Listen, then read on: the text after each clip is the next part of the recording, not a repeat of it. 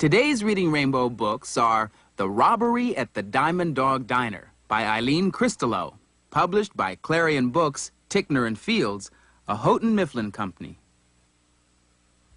Aunt Eater Loves a Mystery by Doug Cushman, published by Harper and Row. A Cache of Jewels and Other Collective Nouns by Ruth Heller, published by Grosset and Dunlap. Better Homes and Gardens Step-by-Step Kids Cookbook, published by Meredith Corporation. Hi, I'm LeVar Burton. In uncertain times, there's no more effective way to make your kids feel good and safe than to spend time with them. We at Reading Rainbow suggest sharing a book with your family. Read for fun, read for family, read for our future. Funding for Reading Rainbow is provided by Country Inns and Suites by Carlson, offering a family-friendly atmosphere, and the Read It and Return Lending Library, where you can borrow a book and return it on your next stay. And by a ready-to-learn television cooperative agreement from the U.S. Department of Education through the Public Broadcasting Service. The Corporation for Public Broadcasting, and by contributions to your PBS station from viewers like you. Thank you.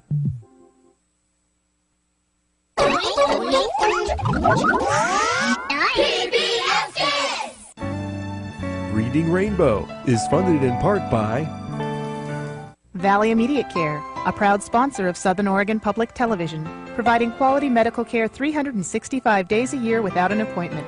Now open in 2 convenient locations, on Delta Waters Road behind the Olive Garden and on Barnett Road in the Winco Center. Pacific Power is proud to support another source of illumination in Oregon: reading.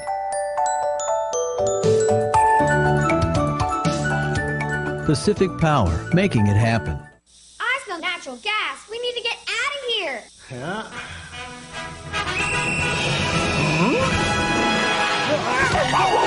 Help Watson keep people safe. If you smell gas, get outside fast. Then call for help. Up next, want some words of advice? I'm convinced the best form of exercise is chasing a stick. Oh, and give them lots of kisses. They love the kisses. And watch Martha Speaks, next on PBS Kids. You're watching Southern Oregon Public Television, connecting our community.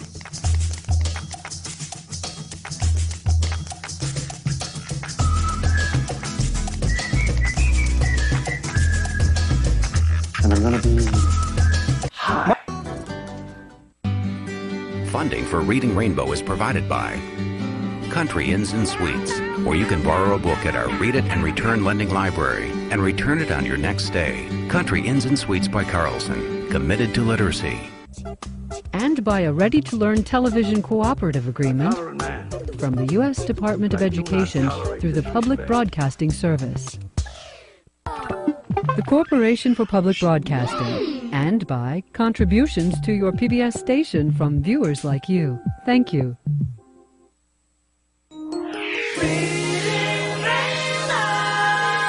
Butterfly in the sky, I can go twice as high. Take a look, it's in a book, a reading rainbow. I can go anywhere, friends to know and ways to grow. A reading rainbow. I can be anything. Take a look, it's in a book, a reading rainbow. Reading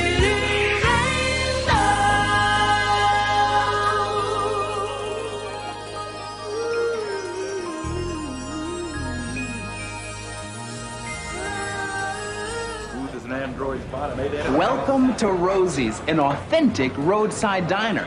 Now, if you've ever been to a diner, you know they're special with great homemade food, a sizzling hot grill, a really friendly staff, lots of hungry customers, and a menu that just won't quit. I like to sit here at the counter where I can watch the whole show because one of the best things about being at a diner is the people. You never know who's going to drop by. In fact, Who drops by is what causes all the trouble in this book. The robbery at the Diamond Dog Diner. It appears we have lost our sex appeal, Captain. The Robbery at the Diamond Dog Diner by Eileen Christomo. Read by Peter Falk. There were diamond robbers in town. Glenda Feathers heard the news on the radio just as she was about to deliver her eggs to the Diamond Dog Diner. Oh, my goodness, she said. I must warn Lola and Harry. Quick, Lola. Hide your diamonds, Glenda Feathers shouted. You shouldn't wear them today. Why not, said Lola. I always wear diamonds when I cook.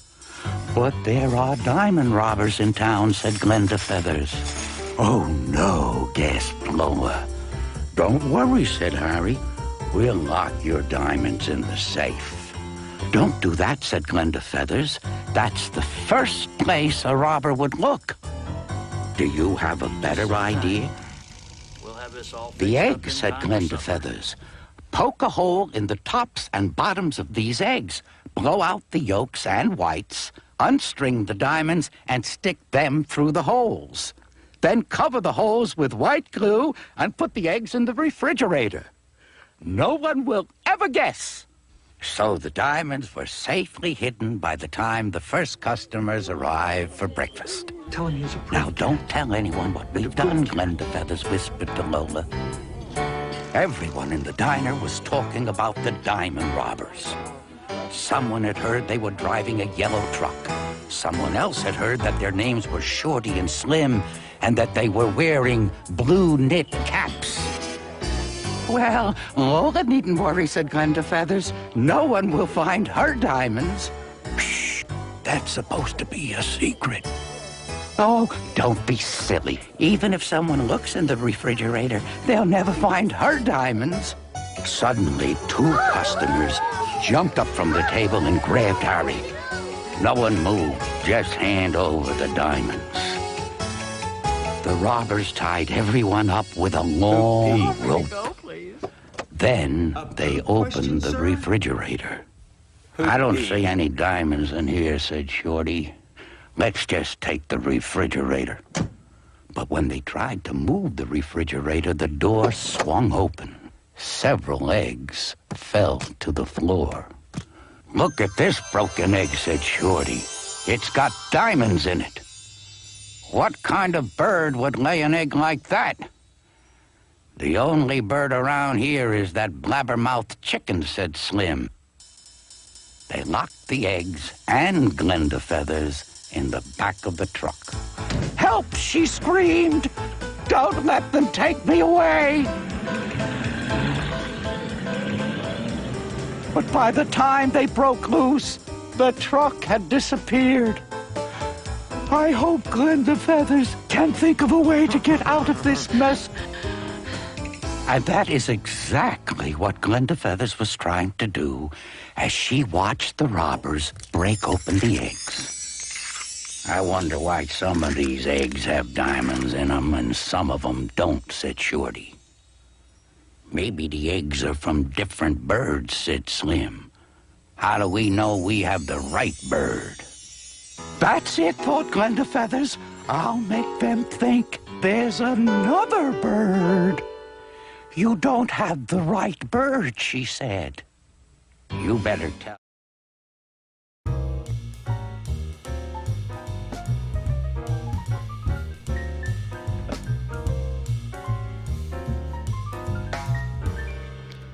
Oh, nice.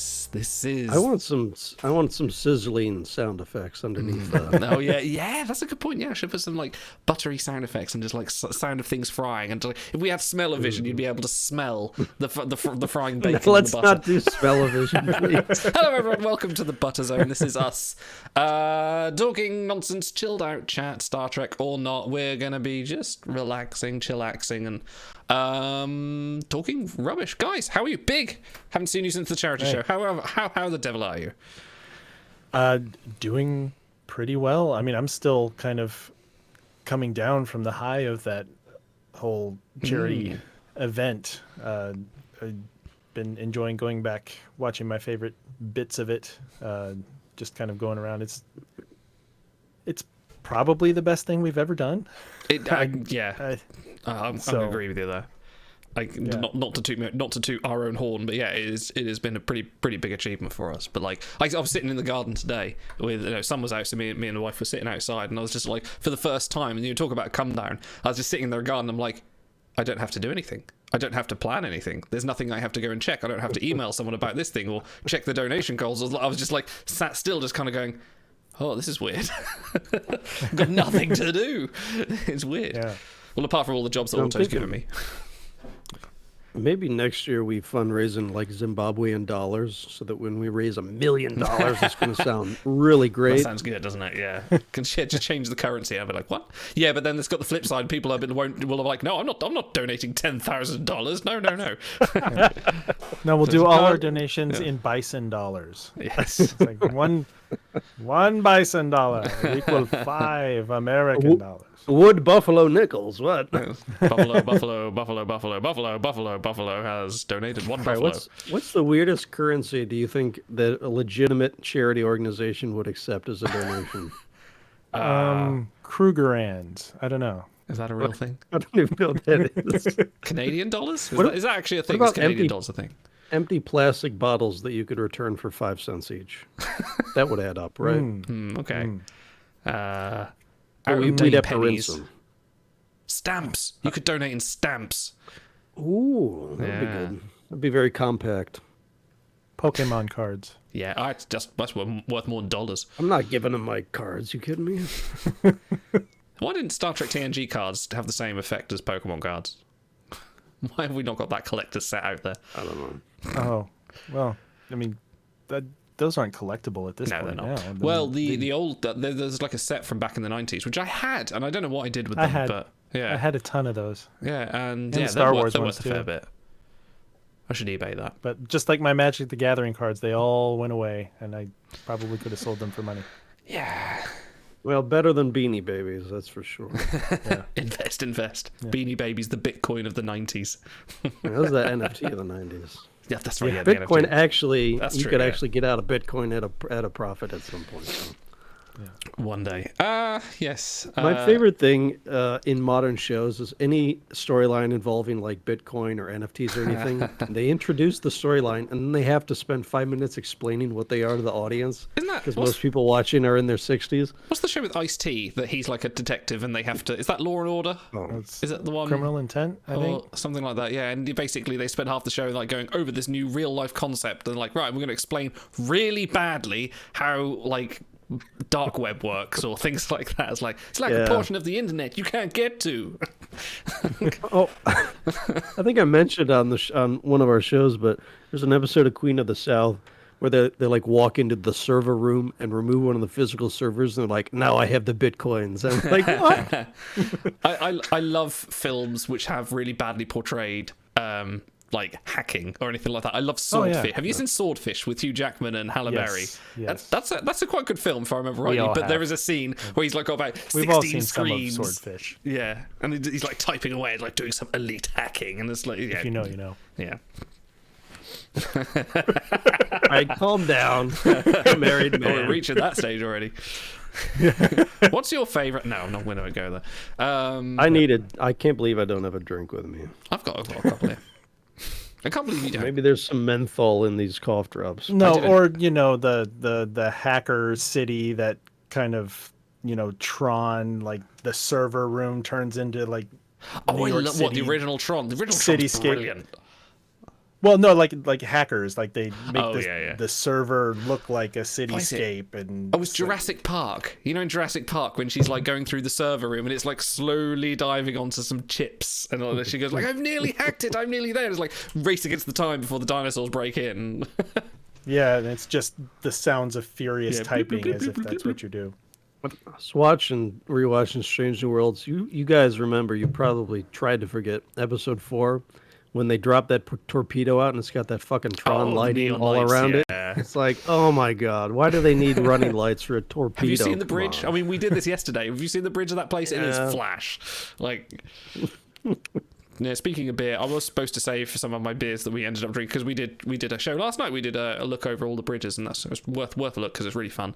But I ended up drinking all my beers. Go check that out. It's really cool. Yeah, I'll put the link. Throw the link in the YouTube description. Yeah. Do that if you have. Don't do it in Firefox. It doesn't work in Firefox, but it works in Chrome and Edge. If you see it, you'll see a bridge. Hit start navigation, and it gives it a little while because the server has to spin up on their end, and then you can walk around every bridge of any Enterprise, and it's absolutely stunning. The attention to detail is incredible. Yes, like I see, you're squeezing up and down the glass tube. They've even got bridges of concept It's at a fucking 45-degree angle too. Yeah, for you context, can't even stand up in that thing. For context, there's a bridge from a concept version of the Enterprise from Attack of the Planet of the Titans, and it's got this like 2 levels to it. The upper level's where the captain is the dumbest bridge ever. We rated it like a 0, and like, it's got an upper level and a lower level. But to get to the upper level and the lower level, you can either walk around or you can take this great glass elevator that's at an angle, and you kind of just lean against it, kind of like all the way up. It's so dumb. Dude, you do such a good impression of that. No, I think my favourite bit was talking about the cage bridge, and we're talking about the railings that go all the way around, and the only way you can get into that middle section is either behind the captain or in front of the view screen. I just imagine someone coming around with their coffee, just going, "Sorry, no, we're trying to look at the view screen. Get out of the way!" It's like, "No, sorry, I'm just going to walk past." This is dumb. It's worth a look. It's really cool. It's really good. But the attention to detail is incredible. Like, I spent ages looking on the Enterprise NX-01 bridge, and just you look at all the control panels, everyone's got his own little blinking area, and Travis Mayweather was a little steering wheel. Dude, that's such a rip of Galaxy Quest. Yeah. Like, come on. They have one black guy on the ship, and they put him at the con and have him do like the same motions as Galaxy Quest. We should have a little moratorium on Speaking of tearing things. On the well, I think we should have a little moratorium on the charity show, really, because we spoke about it a bit on last Wednesday's Timelines Talks, but we haven't really sort of spoken to it much about like. Yeah, but we have to stop patting ourselves on the shoulder. Oh no, I'm never going to stop. I'm so proud of myself for that. We were fucking awesome. No, but I'm just happy that everyone who turned up, which is always a great start, and that they all came at the right times, and they all sort of everyone was awesome, like talking, all the guys from the Starship panel and the podcast roundtable, and Big, you and Frank awesome at being pros and cons and the table reads and everything, just having it all go completely to plan. And I actually need to change my whiteboard. My whiteboard still has the planning notes for the charity show from about 4 months ago, and I was like, who should we have on? I've literally just got number 1 is Bill Krause. That was the first idea I had. I was like, how'd you get Bill Krause on? And then like Aaron Moltke, and then like What the Dub and Star Trek Adventures, the usual stuff. So I was like, right. Dude, I miss the whiteboard gimmick. I know. Before every show, you spent like 40 minutes drawing this lush landscape, and now you just don't do anything with it. No, I just got a picture of J.G. Palmer. No, the problem is, my children found out where my pens are, and they just used up all my pens, so I had to go buy some more ones, and then they used those up. So I had to hide them. I'll do it again. I'll do some fancy drawing when I have an idea at some point. But it was good fun. It was a good charity show. I think we're up to... It's still open if people want to donate. 3,065 last I saw. Let me have a look. Trek Time 23. So we look. Oh, we look. 3,165. Had another $100 put in there. Ooh, who donated that? What a wonderful person that person is. What a wonderful person. Who's that, Louis Armstrong? Yeah. Just don't ask me to do that again. I know you won't. What? Auto. Do that again. No. Who was that? Let's have a look. Donations. Joran. Thank you, Joran. Always appreciate your entertaining takes on Joran. $100. $100. Very nice. Entertaining takes on Trek and timelines and devotion to good causes. You're all great. Shout out to the upgrades of Shy and Frank to the regular cast members, and Idle for the sheer amount of side work you do assembling the shows from one video editor to another. Thank you, Joran. I'll have to. Thank you for shouting out everyone by name except like the two of us. So, you know what, Big? We did pretty fucking great on that charity show. You did. You guys are my rocks. No, thank you very much. Yeah. Wait, so how much? Hold on. What is that? 3,165 USD to Zimbabwe money.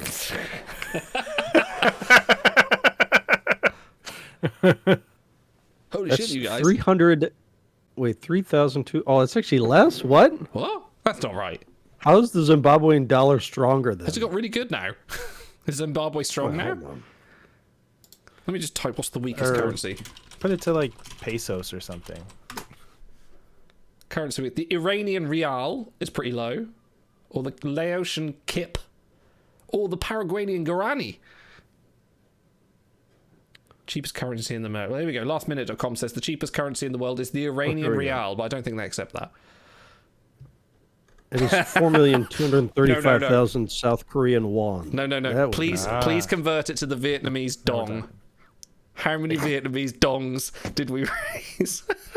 My God, that's the Undertaker's music.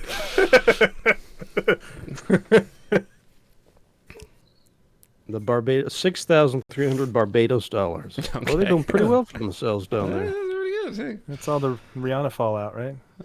Wow, Bahraini are rolling in dough. Burundi franc. I didn't know they used francs. All right, this is terrible content. What else? We're not here for content. We're here for just relaxing. Should we tear some shit? Yeah. Where's stars? Stars. Yeah, this is the stars department where he'll just spring him with something. All right, yeah, let's steer. Let's start with one of the Star Trek ones. Chad, you can help. Okay, I'll start with the Star Trek one. We're going to tier some stuff live on. We're going to decide what is the best and what is the worst. Where are we here? Analysis 3. We're going to do starships. Let's do. No. Save that for. Oh, we're going to do breakfast minor first. Characters. No. Just Star Trek minor characters. You got another one? Have you got another one for me? Hang on. Yeah, it's in Shell 3. Scroll up. Hang on. Wait, what? Have I missed a link? I've got... Oh, minor characters. I missed that one. There we go. Hang on. Live tiering, Star Trek minor characters, starting with this guy. All right, who's this guy? I need a picture of them as well, don't I? You might have to share your screen or something. Oh, I'm not, am I? Hang on, let's do that. Share my screen with you. By the way, chat is the ultimate tiebreaker for this. Absolutely. Right, let's go to analysis 4. There we go. Just ignore the shared screen at the side there.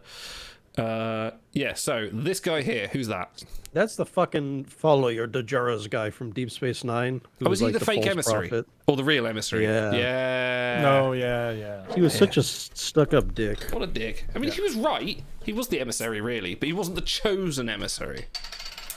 Or is it a case of necessarily not the first person to enter the wormhole is the chosen one? Did he ever Anyone not Cisco is just uncool, though. Did he ever claim that the Prophet spoke to him? I can't remember the episode. It was like season 4, wasn't it? Something like that. Maybe 3. They did. Look, either way, he's got a cap out at C tier, right? There's no way he's a top shelf minor character. I'm gonna say, he could be D. I think a D. I think it's a D. That's where he sits. He sits in the D, does he? He sits in the D. He loves sitting on the D. There's nothing but thinking about sitting let's in not D. put too much thought into this. No. Yeah, there's a lot of them. Finnegan from TOS, S tier. He's very memorable. You got to give him that. He's very memorable. He's completely what a racial stereotype. No, maybe not. Gimme boy. I could see. I could see a C. Come on, he's great. I could see a C. Well, you want to put him up to a B? I suppose if he's comic relief. I'd put him in A personally. Are we trying to set like ground rules, like so many in each tier, or what? Oh, I don't know. No, rules are gross. Let's not do rules. Let's just do stupid stuff. Okay. You want to put him in B? All right, Big. What do you think? I think high. He thinks low. I tend to think low also. Oh, come on! Because sound like a C to me. You all knew at a glance who it was, though, right? That's got to count for something. Come on there, Jimmy boy, with the fists and everything. They're after me, Lucky Charms, Jim. Literally, that's all he was away from saying. Okay, well, we can provisionally put him at a B, I guess. I'll put him at a B. We can always move him later. Yeah. Helen Noel, S tier. Dude, she's so... Fight me. She's such a flake, though. She's so, like... In that episode, she's like, I'll do whatever you say, Captain, and then... Yeah, she starts off being quite like, oh, that Christmas party, yeah, we won't talk about that. And then she's just, but like, that's a product of 60s writing. If there's Kirk and a woman in a room, they're going to end up in some kind of situation, like... I'd put her C tier. We're still watching it in 2023, so, intent in the 60s only goes so far. That's true. To a modern eye. She's not actively offensive, but she's a wet napkin. So I could see an A. A? Get out of here. No. Look. All right, No. B. No. Can we settle on a B? No, Come on. I'd say C. God damn it. All right. Pretty clear C. It's actually a B, but all right, it's a C. Now, Chad can always override us. That's true. They're the man. All right, Come on, Chad. Mr. Helen Holmes. Noel, and she was at the Christmas party. That's okay. poetry. All right. Mr. Holmes no worse than an A tier. No worse. No. Yeah. He's He's at least A. I think he's S. Mm. He is so funny. Like I want to leave us the room to put for someone to beat Mr. Holm. Oh, I don't know if you can. I'm saying A. I'm looking at that list. There's not We many can. that can. Kern says C. C tier for home. I think he might mean Who's a Noel. mensch? I don't know. Maybe. Maybe A or S. He is So- very funny. Home only speaks the one time, right? And he says, "Thank you for the meal," or whatever he says at the For the drinks, thanks for the drinks. No, thank you for the drinks. And Drunk Hom banging that gong. Drunk Hom going to town on that gong. This is S tier. That's so good. It's good. All right, provisionally. The number one rule in tiering is if you have to think about it, then they're not S tier. That's Yeah. You don't have to think. I didn't have to think instantly. S tier. Straight up. Though. Yeah, we also put Helen Noel up there, so we can't trust you. All right. This Yeah. guy. Is this Croesus? That's Hugh, isn't it? Oh, was that Hugh? That's Sorry. Hugh. Yes. Yeah. Hugh. Yeah. A. Hugh's an S tier. Ooh, yeah. You want to go up to S with Hugh as well? I'd say The episode isn't S tier. Is he himself? that's very good. Top shelf. Well, I think you have to take the sum totality of Hugh's appearances, which means you do have to also take into account Picard, which he was good in Picard. I think if we're just going to go with IQ, yeah, S tier makes sense. Yeah. I think so. Yeah. I'll go with that. Yeah. I All do right. not wish to hurt, but Jordy does not wish it. I'm like, oh my god, he's so cute. What a dreamboat. He just wants to protect his friend. And he's willing to sacrifice himself. That's very true. For that. All right, S. I'll go S. Yeah. Kelby? Is this Kelby? What a fucking... Oh, I can't stand Kelby. S or D? He's the depending. worst part. I don't All remember. right, so you know Kelby. the Enterprise episode Bound with the Orion girls? Oh, yeah. Somehow Kelby's still the worst part of that episode. I actually don't It's remember. so him. bad. He's got to be less than Noel if he's better. Why is Noel here? She should be here at least. No, come on. Come on. She's better than Kel. She's better than fucking Finnegan. Yeah, so Craigie points out, what is it called? Descent, where he's miffed Oh, at, yes. when they come back and he's miffed at was Picard for okay. letting all that chaos happen. Well, he had a point at least. Yeah, well, and I think he does fine with it. It's just kind of crap writing.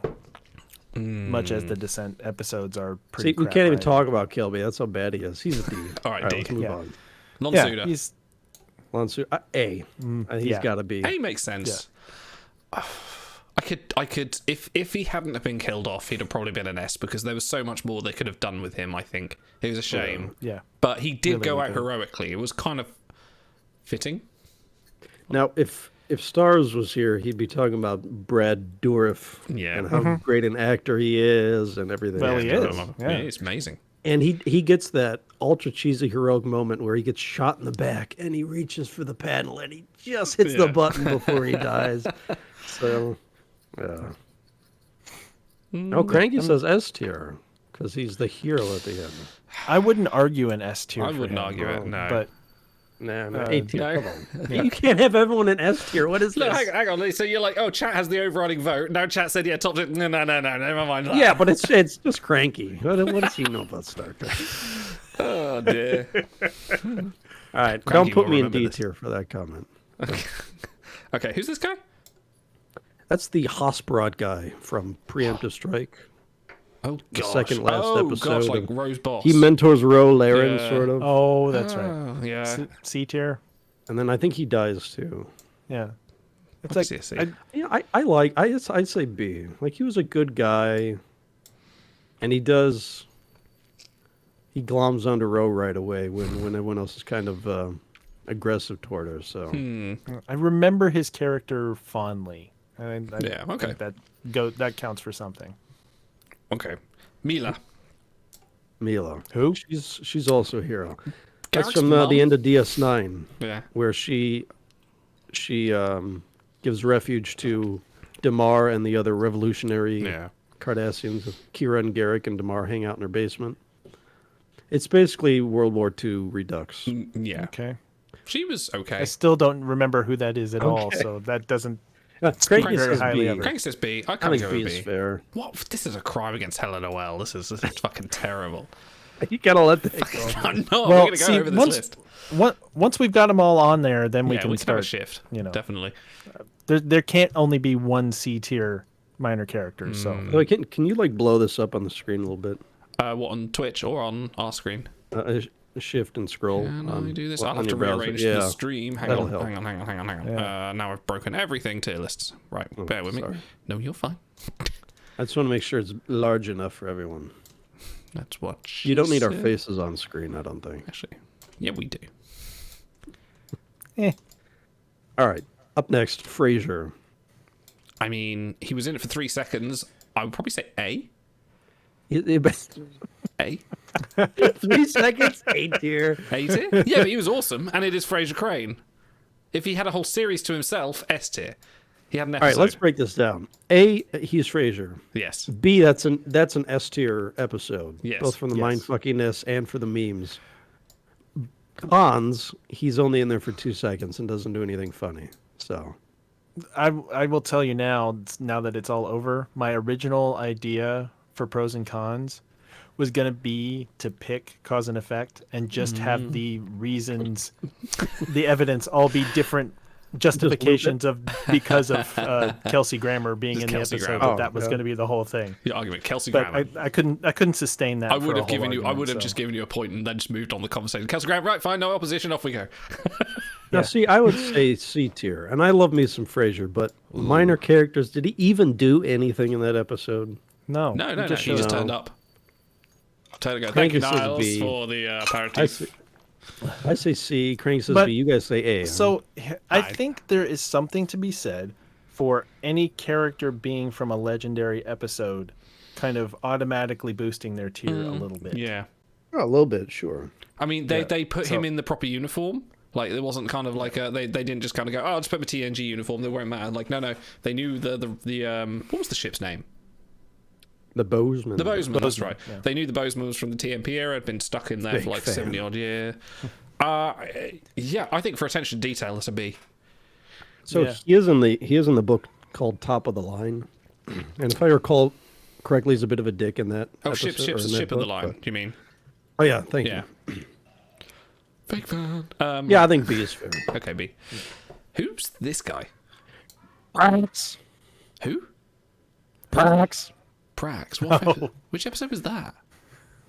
From the Devore. Remember when this Janeway Voyager? falls in love with the inspector, and it's his that's that, second in right, command. yeah, yeah. He's opening giant tubs of vegetables and trying to catch the telepaths. And this guy's a complete meme. I love him. He's S tier for me. I love Prax. I don't know him, so A. It's a good episode. Apparently, he's not memorable enough. Prax. Big. Well, somehow I remember that line, that reading, but I don't really remember the character.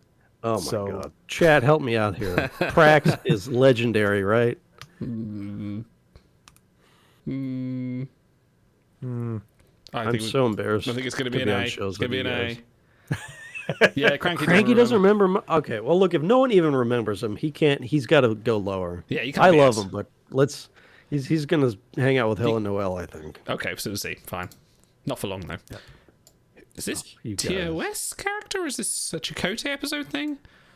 That's the episode where Kirk gets bonked on the head. Yes. Oh yeah. And then he takes the medicine man's job and his girl, and this guy looks like a complete chump by the end of it. Yeah. Hold on, let me see what. So Kirk just goes outside and hugs himself, doesn't he? Like, I love nature. Salish, his name is Salish. Salish. I'm feeling a little Salish Okay, tonight. so you just had to look up his name. That's how memorable he is. So Well, Yeah, but Prax I will is a start the baller. bidding You at guys C don't tier, remember. and I will hear lower. I will hear a D. If he's getting bested by an amnesiac Kirk, then I think Yeah. Probably D tier. yeah.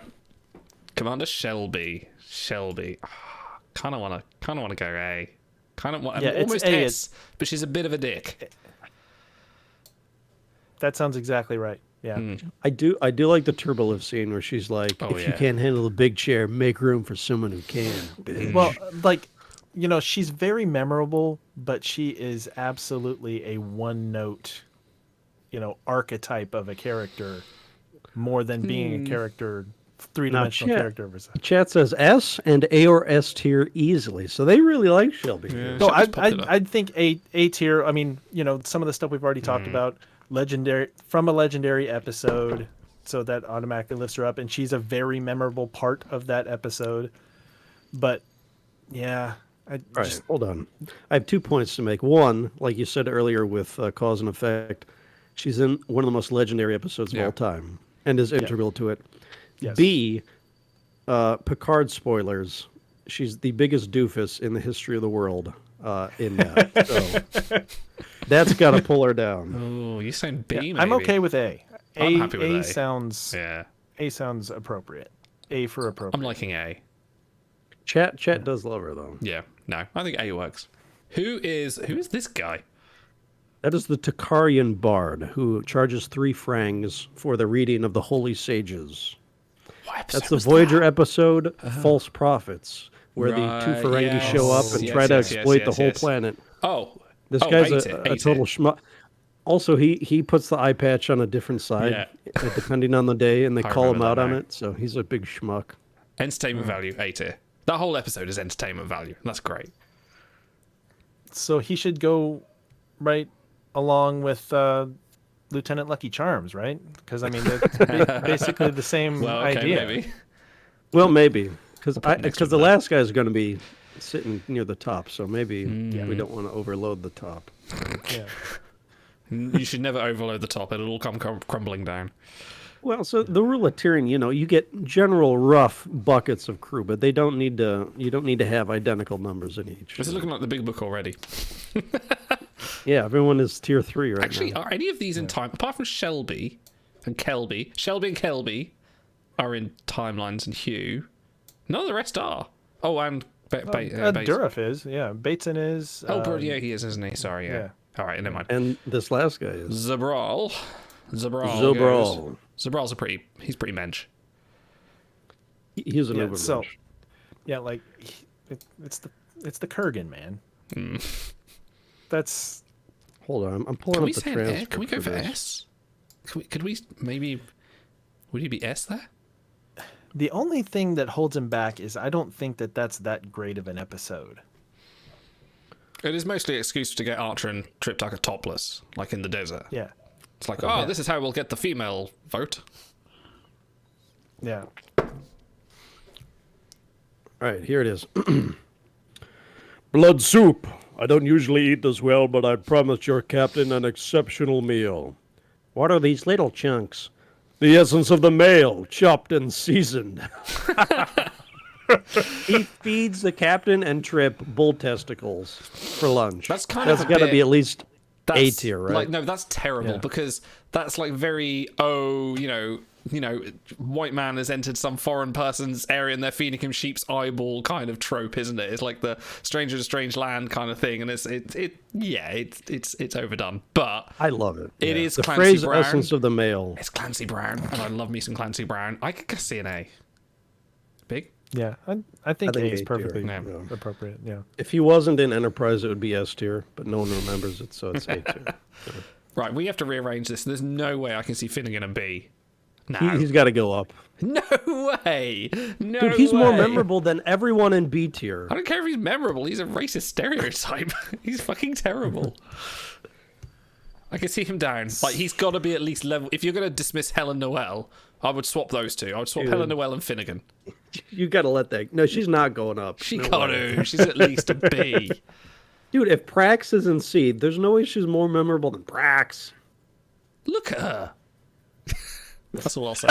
That's my argument. All right, yeah, we're done here. Look at her. That's the argument. So I mean, how happy are we with Mr. Halm and Hugh being the S tier? I like that. Sure. Yeah, I'm happy with that. The only other one to me that would even have a chance is Finnegan, because I remember him so well. Oh, it depends. Are we rating them on their like just memorability? Memorability and meme quotient and how good the Okay, episode meme was quotient. and all that stuff. Oh wow. Yeah. Okay, if we need to go on Anyway. just sheer like bad tropery, then yeah, definitely. Okay, Finnegan can stay where he is. I see where you're going for now. Well, Anyways, well, there it is. We'll have more another time. I think that's pretty close. That's pretty good. Yeah. That's pretty good. I'm pretty happy with that as it is. We need more. We need more minor characters. I need to give me. I could do this all night. I could do this all day. Yeah. I know. I thought you'd like that. Oh, there's so many more. There are so many more. All right. Well, I'll tell you what. Let's do one more, and then we'll take a break from the Tyrion. Okay. What do you want to do? I know you're keen to do. You're keen to do breakfast, right? Should we do some breakfast? Should we just tier our breakfast? Oh, hang on. It is the butter zone. It is the butter zone. We have to talk about It's food. on brand. Oh boy, this is going to be a divisive one because you guys are going to come up with some very different opinions to myself here. But I think we should start with the big one. Yeah. British beans on toast.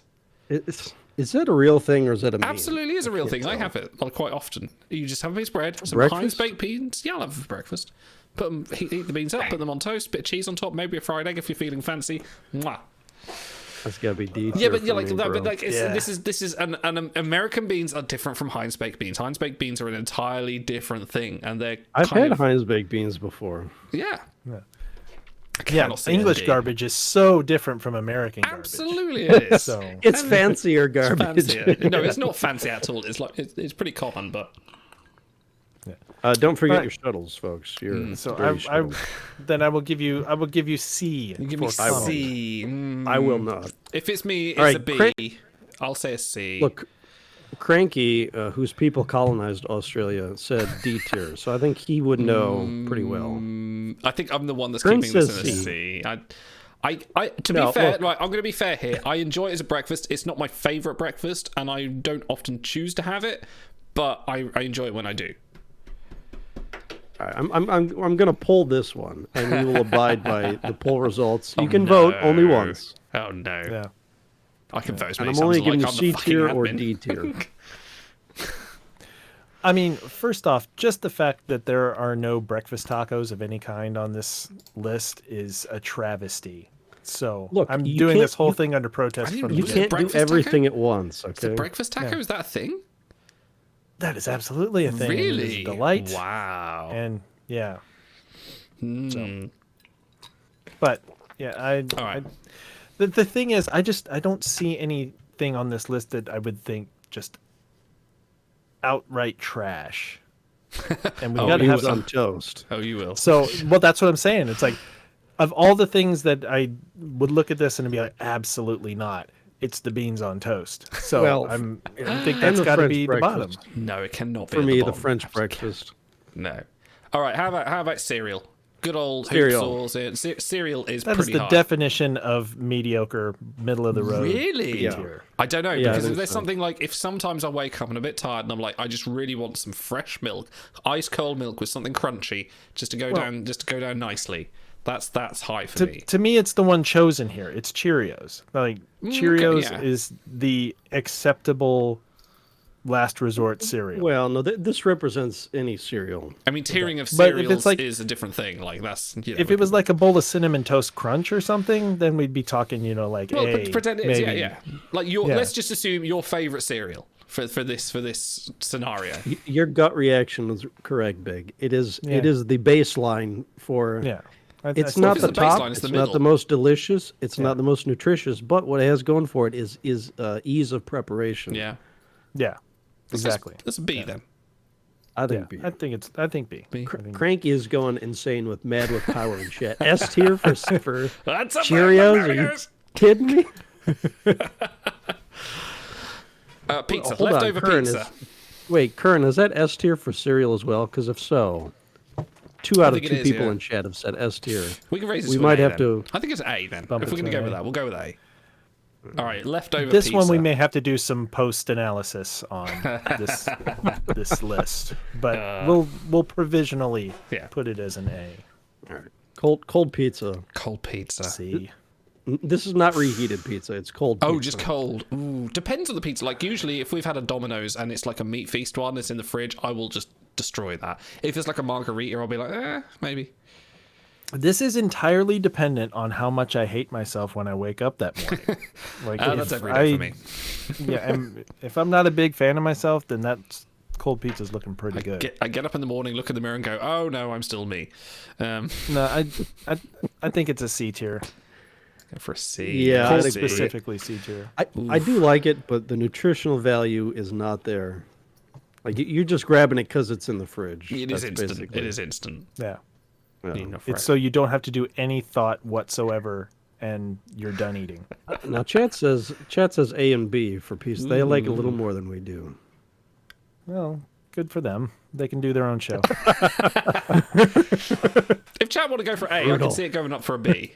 Like if we could say BC and then we're saying BC, then I'd say No. maybe B.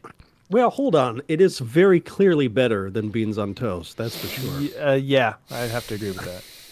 Beans on toast is heading for D-Town. It is not going to D-Town. I like beans on toast. I think it's absolutely hold fine. on. Right now, the vote is in favor of D tier for beans on toast. So, are you kidding me? No. I'm gonna hang on. I would take all 3 things that we've got up there right now and I'm going to bump them report down this to poll your to Twitch, so it's unilateral. actually an incorrect. They take See, the so stream would down I. for this. Yeah.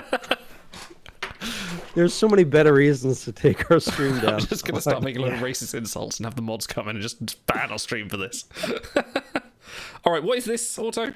I can't see in the picture. This is the quintessential hotel continental breakfast, Oh, meaning right. the quality is lower, but the variety is higher. And there's almost no effort. You just walk up and I love that. Well, That's my favorite the plus part. in its favor. My favorite part of going to a hotel is like I don't care what they've got on. The fact that I'm not cooking and they're doing it all for me is like easily a B up there for me. Like, Well, yeah, but there's also usually like a surcharge attached too. not. I mean, it Usually- depends usually on you get breakfast what you included. have. Yeah, and depends on the chain, and depends on your.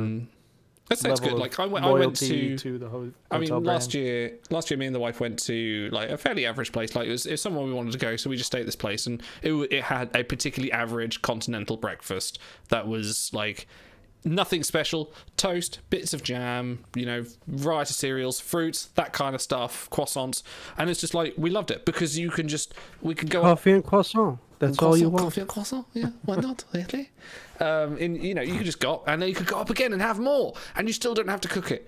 And you can there's some cakes on the side, and you could just wait to see where the waitress is, take some of the cakes, put them in your bag, and you've got lunch for the day. But did they serve essence of the mail? No. Well, if they did, Well, then then they how were good breaking can food it be? hygiene. One never knows. No, B seems right. Chat says B. We shall abide. Yeah, 50-50 split on the C and the D. That's Hell Okay, yeah. now this may be the winner of the whole bunch coming up. All right, eggs Benedict. Eggs Benedict. Muffin, piece of ham, egg, hollandaise sauce. Oh, S tier. Love it. Poached egg especially, with the still running Do in I the middle hear and any cut into it. non-S tier votes? Sorry. Well, I can only say that I have never actually consumed never Egg had it. Benedict. You've never See, had eggs neither Benedict. have I, but I've only heard good things. Yeah. No, I've had eggs Benedict. I've had eggs Benedict at bad places, and it still tastes good. All right. You get the right balance. I'll defer to your experience. Especially, on that it's one. got to be right. You've got the eggs have got to be runny. So when you cut into it with a knife, the egg ooze mixed with the hollandaise sauce goes over the muffin, mixed in with a bit of ham. And you can vary. You can have different things. You can have an avocado on there, or I had one that was called a miner's Benedict, which had a black pudding instead of the ham, and that was quite nice, quite peppery. It was nice. Right. Well, there are no components of that that I wouldn't love. D for eggs. No, eggs are lush. Eggs on their own will just make any. Oh, have we got boiled eggs on this list? Like boiled eggs and soldiers? No, some cuts had to be made somewhere. Sorry. Namer says, I don't know, this guy likes beans on toast. It's a fair point. He's got a point. Okay, is this scrambled eggs and something? Hash? Just eggs and bacon? That's eggs and bacon. That's your Eggs and stock bacon. standard meat and taters, eggs and bacon. So I think that's an A. Yeah. That's an A. My snap thought is A. Like, especially scrambled eggs. It's like that's kind of a lack of imagination. Egg preparation. I prefer fried to scrambled, or fried or poached to scrambled. I like to have the whole egg, rather like scrambled can you can sometimes lose it in there, but I would drink nothing but warm egg yolk for breakfast if I could. So that is the god's nectar. But the pro move is to take the bacon and like put pieces of scrambled egg on the bacon and use bacon as an edible spoon. That's really That's good, a good bite. Yeah. Mm-hmm. You know, sometimes you get soggy bacon. Yeah. That's the fault of the cook. I still think that's an A tier. Okay. Yeah, A works for me. Okay. French breakfast, coffee and a cigarette. Oh, disgusting. I hate both of those things. I love coffee. Good, freshly made coffee.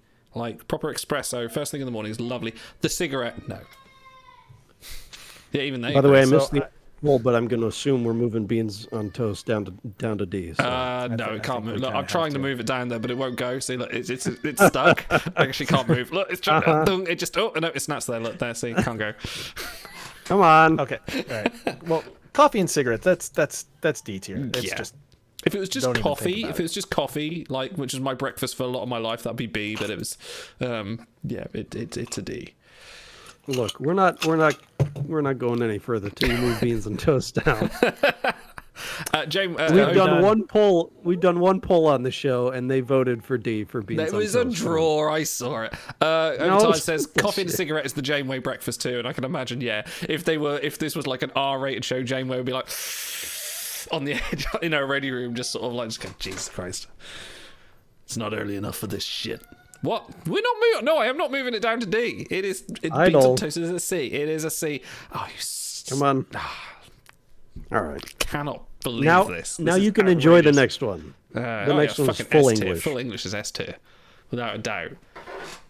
A proper full English breakfast, which I am cooking for myself tomorrow, because I bought all the ingredients for it. I would agree. I was briefly there in your neck of the woods, and I had it every single morning, and I eat the whole thing every morning. Yeah. So sausages, bacon, beans, eggs, toast, black pudding, fried tomato, fried mushroom, optional, hash brown. All there. Complete breakfast. Everything a grown boy needs. The Australian weighs in and says B or A at most. No way.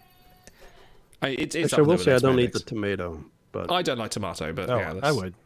Yeah, my wife does. Decadent. So, Curran, is decadent good or bad in this context? No, decadent means like posh. I think it's not posh. Good. You can get it for like for £4.50 down at Wetherspoons. Like that's not posh.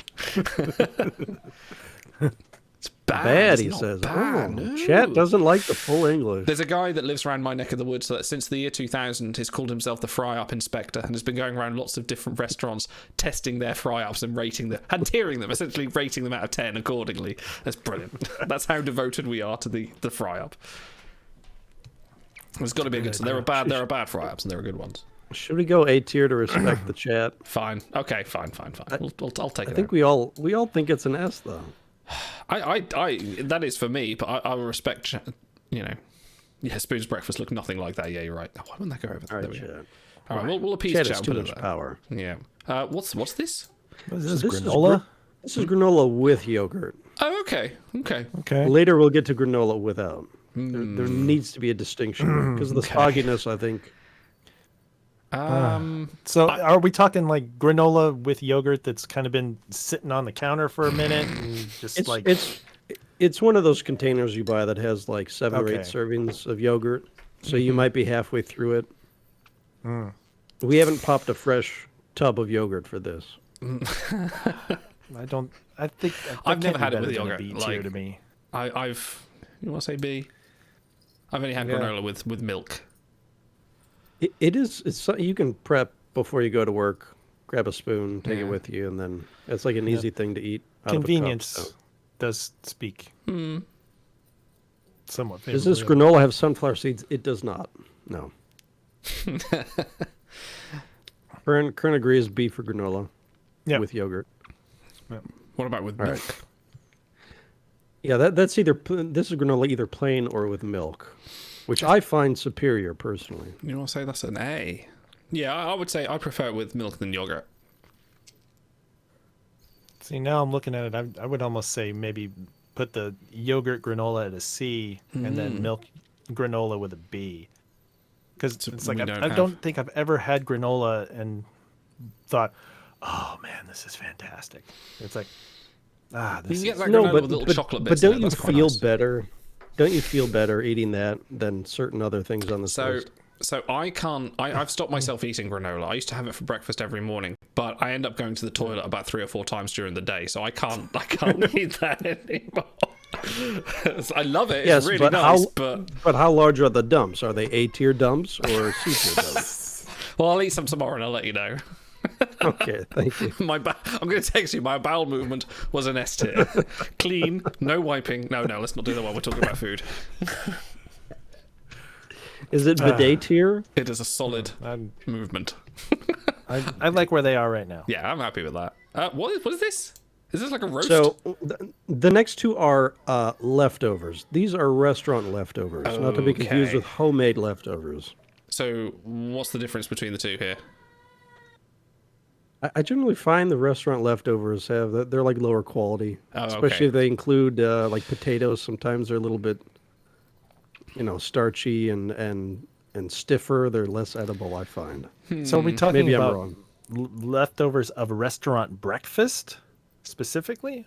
Or No, usually it's dinner leftovers. Okay. Oh, I see. You're eating for breakfast. Are we counting takeaway in this? Like, if we counting like Chinese takeaway leftovers? Chinese takeaway leftovers Cold in Chinese breakfast is amazing. Like, I will take that. You think so? Oh yeah, I love. If there's Ooh, Chinese. Chat says down. D tier, not a fan of leftovers. So I would say specifically as breakfast, no. I maybe because I tend to try and eat leftovers as the meal that they were the first time, like lunch. Oh, so you reheat it for dinner? Yeah. Yeah, or lunch. Yeah. Or maybe a lunch. So Well, I would say now- as breakfast, I would say D. There's ease of preparation to consider. Hold on, you can't There have is. cold pizza 2 tiers higher than cold dinner. That is true. entree. That is essentially the same thing. But see, like, cold pizza is its own mutant animal. The exception that proves the rule. Yeah. Thank you, Kern. I mean, if you want to move, Chinese. if you want to move cold pizza down to C, I wouldn't fight it. I put it in. I put leftovers in C. I don't think it's that bad. Like it's better than a fucking cigarette and thumb to the eye. It's true. It's better than both of the other things on D tier. Yeah, it's very clearly If you better. move that Yeah. there, that's got to go there. I can't believe this. It's ridiculous. This isn't my tier. That's ridiculous. All right, so then we've got homemade leftovers. Homemade leftovers. Homemade leftovers is a B.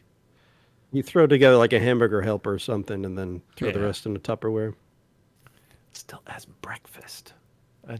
I can't. I really like my savory breakfasts. The though. only thing that I've made at home, like as for dinner, that would then have breakfast is usually a barbecue. If I've had a barbecue, we got like leftover sausages and burgers, I'll chuck that in the fridge, and then I'll be like, oh fuck it, I'm gonna have this for breakfast. Thank you, Craig. I love a pepperoni pizza with Bavarian olives right now. I'm starving. What do you think Bavarian olives taste like? Okay. That my only part of this would be for the leftover barbecue. What I would say is pretty godly. Well, and but how much do you enjoy that? I really enjoy it because it's a novelty. Homemade You don't do it leftovers? every day, and I like eating it. See, I agree. I would say at least B there. Okay.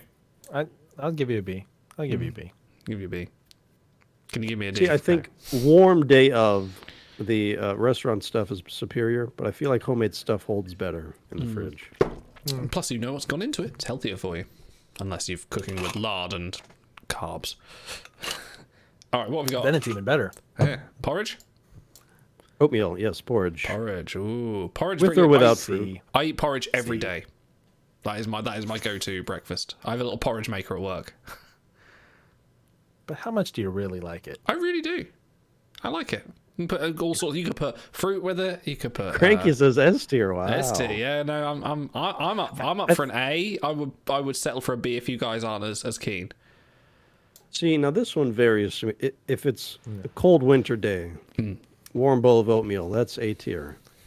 If it's like the 8th day in a row you've had it, and it's cold in the morning, and it's like reheated or whatever, that's like C tier. So it's very variable, I find. I'm going to be that guy right now. I cook it with oat milk because it keeps longer in the work fridge. But isn't that redundant? Possibly. So now, chat likes porridge. Porridge's good. Oatmeal is the kind of thing that you eat because you know you're supposed to. You know that you're doing better for yourself. It's kind of like starting your day with an admission of defeat. Yeah. Just right off the bat. It's like, no, I like it. I used to be like, yeah, porridge. This is like gloopy rubbish. But I started getting the little pots. I smell someone's porridge at work, and they had these little pots with like the vanilla flavoring in them and like apple and cinnamon, and I started eating those. And then I went just full board and just have porridge on its own now. I've had plenty of oatmeal in my life. I mean, there was a stretch where I was doing like overnight oats, where you like make it up in like a mason jar overnight with like yogurt and protein powder, peanut butter, that kind of stuff. Yeah. Hold on, are we really saying that porridge is better than a continental breakfast? I was going to say, you could talk me to a B tier. Okay. Maybe. I could say, I'll probably say I'm B in that regards. Like, I can't say, I would rather have a full English over porridge. Like, and if I could every day and it wouldn't kill me, then yeah. I would have bacon and eggs over oatmeal 100 times out of 100. Yeah, I think so. Cranky says, for special occasions, grate some dark chocolate over it. Ooh. Get some truffle oil in there. Monsieur Ambassador. Spoilers. But that kind of proves the point that it's like it's everything that you bring to the oatmeal. The oatmeal itself is a blank I have it plain, but vehicle. I also have beans on toast plain, so what do I know? Omelette de fromage. An omelette. Omelette is either A or S. Like, it's eggs. It's like an that. S tier. Omelette is the platonic ideal of breakfast. I don't know if I could call it an S. I like an omelette, but I'm not hooked on it. I will say what it has over eggs and bacon is that there's often cheese inside, melty, gooey cheese. Yeah, that's pretty good. Yeah. What about? Namer says oatmeal might contribute to belly fat and decrease how well you absorb certain vitamins. Well, that's a D tier oatmeal then, I guess. Yeah. Do we have another choice then? He's scienced us. We can't not.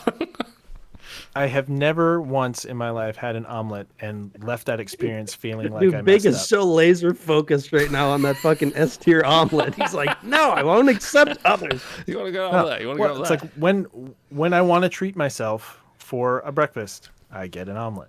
So the advantage for an omelette is it's so accessorizable. You can put anything with not anything, but a lot of different things. You put bacon in there, you got cheese, you can have all sorts of spreads Coffee and things. Cigarettes, Coffee anything. and cigarettes, yeah. Just tap a bit of ash in there and just mix it in. And it's easy to make at home. You can easily make an omelette. Like, that's not hard to make if you're fluent. If you speak egg, then you can cook omelette. Now, if this is going to be a recurring bit, I think we should all get like one veto. And then one forced, and then one forced here for like our favorite thing, right? Is that how it should work? Yeah, maybe. It'll just be carnage, though, you know it. Yeah. Omelette pizza's cranky. That's interesting. Can't imagine that. I think yes tier. So we can always move it later. I'm happy with that. How about bagel? Bagels are godly. Bagel and a schmear. And a schmear. This is with cream cheese specifically. I love bagels. In my mind's eye, I'm thinking an A tier. I'm there. Now it's very versatile because you can do bagel and a schmear with like fruit, like blueberry flavoring, or you can go the other way with fish, and do a more salty. Ooh, I've never tried it with fish before. I've usually just had like cream cheese or like ham or something like that, or something, Yeah, lox is. Cranky's never eaten a bagel. Cranky, oh my eat God. a bagel. Jesus. Oh my God. Go get a bagel. I knew Australia was backwards, but when we were in London, wasn't there supposed to be this 24-hour bagel place, but we never went to it. We should have done that. No, bagels were really nice. Bagels are superior to bread in every possible way. Yeah, you're not wrong. It is essentially bread with a hole in it, but somehow it's better. It's better. It's more bread per bread. Well, because you can configure the bagel so it's crisp on the outside and still soft in the middle, and that just it improves things. Just tweak the settings and you get more crisp per soft ratio over the previous standard bagel. All right, how about pancakes? Now, I'm not a big pancake breakfast eater. I've done it a couple of times, but I love pancakes. Yeah, I find it too sweet. Too sweet for breakfast. Can be. I know. See, I know waffles are coming. I see them there, and it's like, I find. Go ahead. Sorry, go ahead. I and just head to head, I think I would go waffle over pancake. Oh my God, who are you? Pancakes are so superior to waffles. Waffles, and this is a known thing, a known bit, but waffles are pancakes with syrup traps. That's true. Yeah, but then when you cut it open, all the syrup flows out anyways, and then it just makes a mess. But I suppose when a pancake it flows out anyway. At least you got that moment you start could with have. the mess with pancakes. You can't avoid the mess with but pancakes. pancakes somehow they have a larger crumb structure and they soak up better than. I'm kind of on the waffle train here because even though you get the syrup trap, you could cut it and go somewhere else. But at least you could try and get a preserved little square and have that little full, little medicated full little piece. And then all right, but we're not talking about waffles. Okay, we're talking about pancakes. We're just proactively tearing here. No, pancakes still pancakes. very good. Love pancakes. I'd say an A tier. Okay, I'm. Okay. Yeah. What is this a sweet or a savoury pancake? Like, would you put bacon with this? Because I heard people that do that, and I don't agree with bacon with pancakes. That's weird. You can have bacon on the side, but yeah, I mean, it's a dessert. I don't know. I would, if I was gonna do that savoury pancake, I would rather have like a savoury crepe than a pancake. Yeah, I'm not even on. I did leave crepes out because I figure we'll do another round of this in the future. So yeah.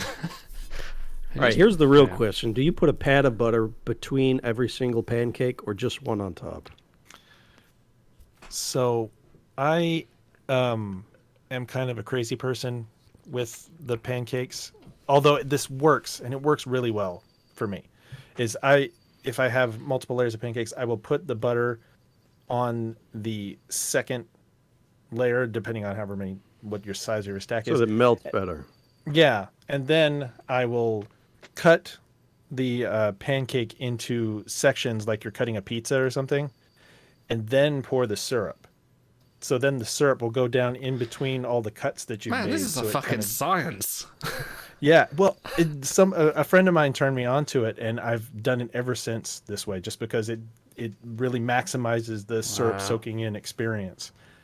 So, all right, it's A tier. I think we all agree. They're pretty damn strong. Is this a quiche? Yeah.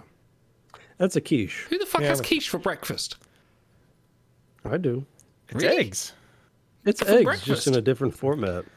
I mean, I have had it for breakfast. It's very much a lunch or dinner thing here. Like, do you know?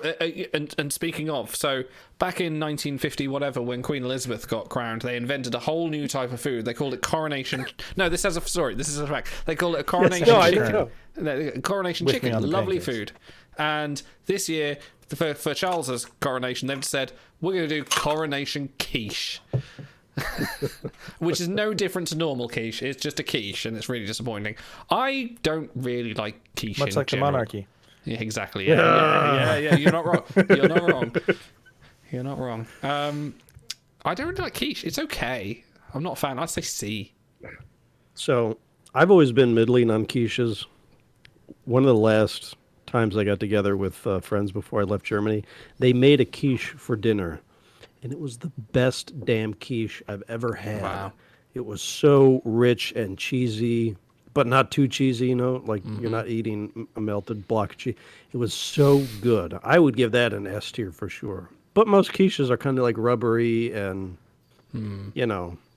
maybe too much crust, too little crust. I just wouldn't have it for breakfast. That's weird. Yeah. But are you we'll cooking just leave this? It untiered. Are you cooking this, or are you using like instant quiche that you're just getting out of a packet?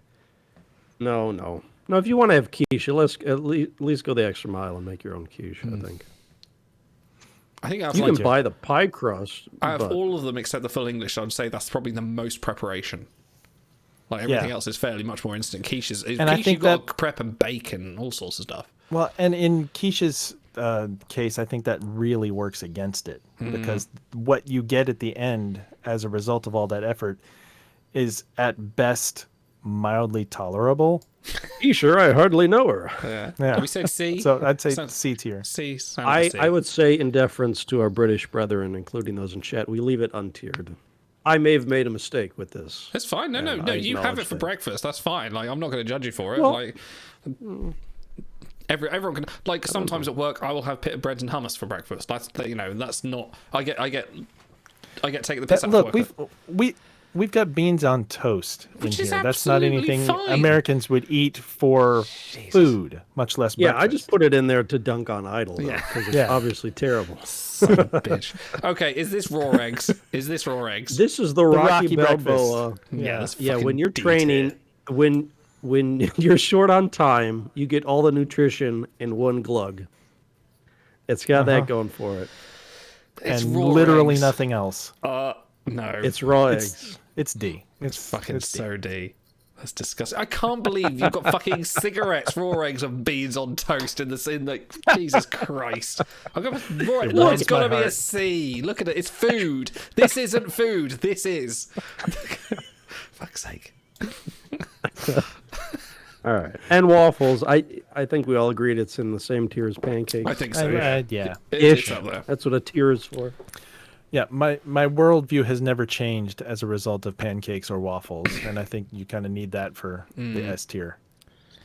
I like how none of us have had Eggs Benedict, but we all put it in S tier based on reputation. It's fucking amazing. I love Eggs Benedict. Okay. I just couldn't.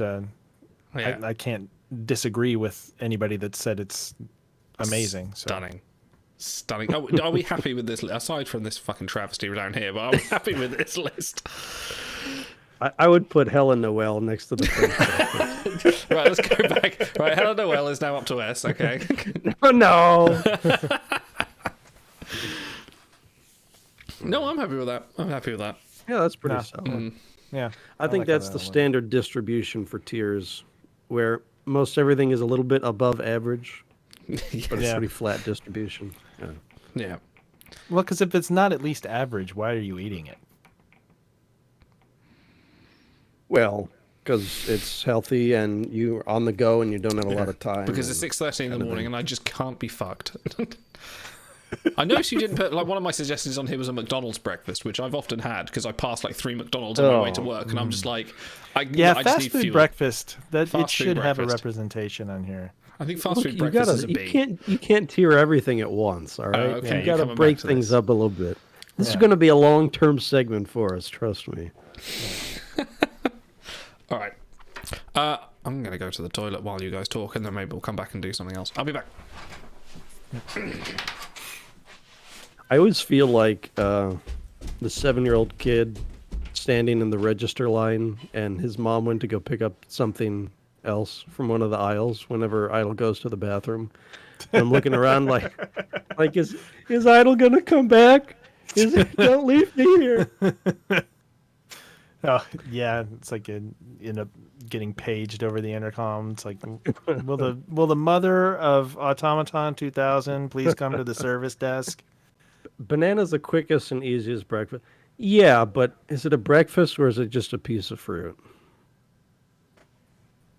I don't know if that really crosses the realm of fruit salad. Maybe. Yummy. I could say fruit salad. I think that's. But anything ease of preparation, you get points for that for sure.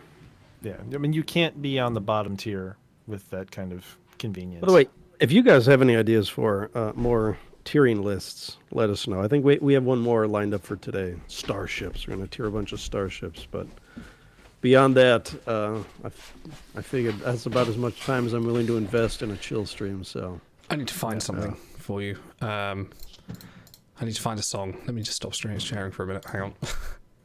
It just came to my head while we were talking about this.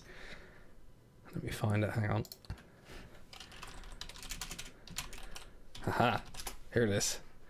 If it's the Wiggles fruit salad song, I'm going to be very upset. It's this one. Are you getting that? Have you ever put butter on a Pop-Tart? It's so frickin' good. Have you ever put butter on a Pop-Tart? If you haven't, then I think you should.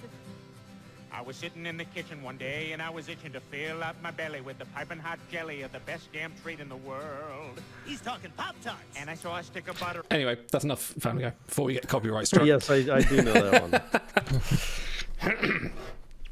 one. Yeah. I've never done it. I've never had a Pop-Tart. Oh, you should. But I mean, I can hear the trepidation. You kind of say like, yeah, "Oh, you should have one," but they're like, "Oh, no, maybe you shouldn't." I love them, but they are, kind of. What is? They're not exactly? good. They're not good. Pop-Tarts are the lowest acceptable form of food that you can ingest without getting sick, I think. But you never eat them and afterwards be like, that was a good decision. Yeah. It's a necessity. Of breakfast food. It's a necessity eat. No, they're probably a little better than that, but... I mean, they're on the same level as like, a Hostess snack cake or something. It's like I don't know what that is. Yeah. Well, is that like a Twinkie? They're trash too. Twinkie, I had a Twinkie. Yeah. I had a Twinkie once, and I was like, or "What is this?" Ho-hos, they're called, the little chocolate swirl with the... What do you guys Ding call them? dongs, zebra cakes, nutty buddies. What? They only get worse. Swiss roll. Popping out for a ding dong. Swiss cake roll. Yeah. Sorry. Yeah. Cosmic brownies. Cosmic brownies. Oh, God. No, those are...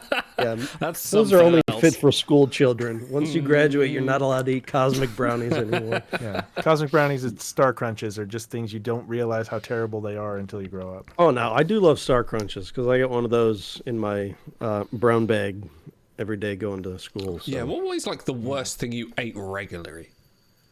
Like on when you were younger, like what is the worst thing you just kept on having and you just couldn't? Matzah bread, unleavened bread. Right. Because it was part of our religion. So it was like... Of course, yeah. It's, flat bread with... If you're lucky, you put a little butter on it. But, like for Lent or whatever. Yeah. So there were these things that they sold at school that I would get every day that they called a pizza pocket. And what it is it's like the worst freeze-dried dough. Like, imagine like a king-sized ravioli, except it is like freeze-dried pizza dough. Right. Or like, yeah. Kind of like. Yeah. What's it? You ever had like a Totino's pizza roll? What's the but bigger? What's the pizza they fold over and they crimp the sides and it's just full of filling? Calzone. Calzone. So it's kind of like a bad calzone. But yeah, but like the worst one you ever had. But because it was there at school every day. I would get it every day, and it was bad every day, but I still ate it. Wow. Cranky's just put up school food. Like, yeah, I remember at school, our canteens were awful. Well, you didn't notice at the time, you just eat it, but just looking back on it, like, they would have pizza, and it wasn't pizza by any degree, because it was in a square. It was a tray-baked pizza. They basically have all this dough, pre-made dough, and then just put like tomato sauce and maybe, if you're lucky, some cheese on there. But it would be like, it would come up like bread as opposed to like a pizza dough. So it's a very unique British thing, and it's horrible. But, no, I wouldn't say it's unique. Is it not? No, is that everywhere? Okay, I don't know. School pizza's like yeah, it's such an insult to pizza. It really is not. It's bread with toppings. I got very excited one day because they had this milkshake machine, and they used to do like strawberry milkshakes every day. I was like, yeah, I'm gonna have a strawberry milkshake because why not? I'm a child. Who gives a fuck? And one day they came up and they were just like, we're putting mint in it for 3 days only, and we went nuts for that. It's like all my pocket money. I'm having mint milkshakes, multiple of them. Like I imagine it was just some sort of like E-numbered food additive that they just put in there. We were all hype for the rest of the day. See, I used to be jealous of kids that got school pizza because my mom was a big health freak. But I realized as an adult that was misplaced. I should not have been jealous of anyone who had school lunch pizza. Yeah. I didn't often take packed lunch. Sometimes I did, but I think my mother couldn't be bothered. She did it for like a year and then just like, I can't be bothered with this. Here's a couple of quid. Go buy your own lunch. And I'm the same with my children. I'm just like, yeah, just go buy lunch. We can't be bothered to make you lunch. Like, you'll probably eat better there than my sandwiches. Yeah. They eat really I think Stars has officially abandoned us. He has. finish off the last of our tier series because I think that one's a little bit longer than the first two. Okay, should we? This will be the one where I have the least burned input because I'm kind of on record as not a big Starship. In which case, you would be the deciding vote. yeah. You can be the tier breaker for Yeah, appeal. I'll do my best. All right. He's the Switzerland of the tiering committee. Let me just share this. And we shall go over to here. Starships! Let's tier some starships.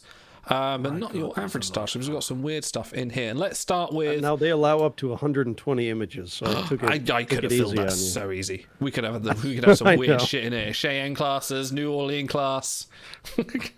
The Antares type cruiser from the animated series.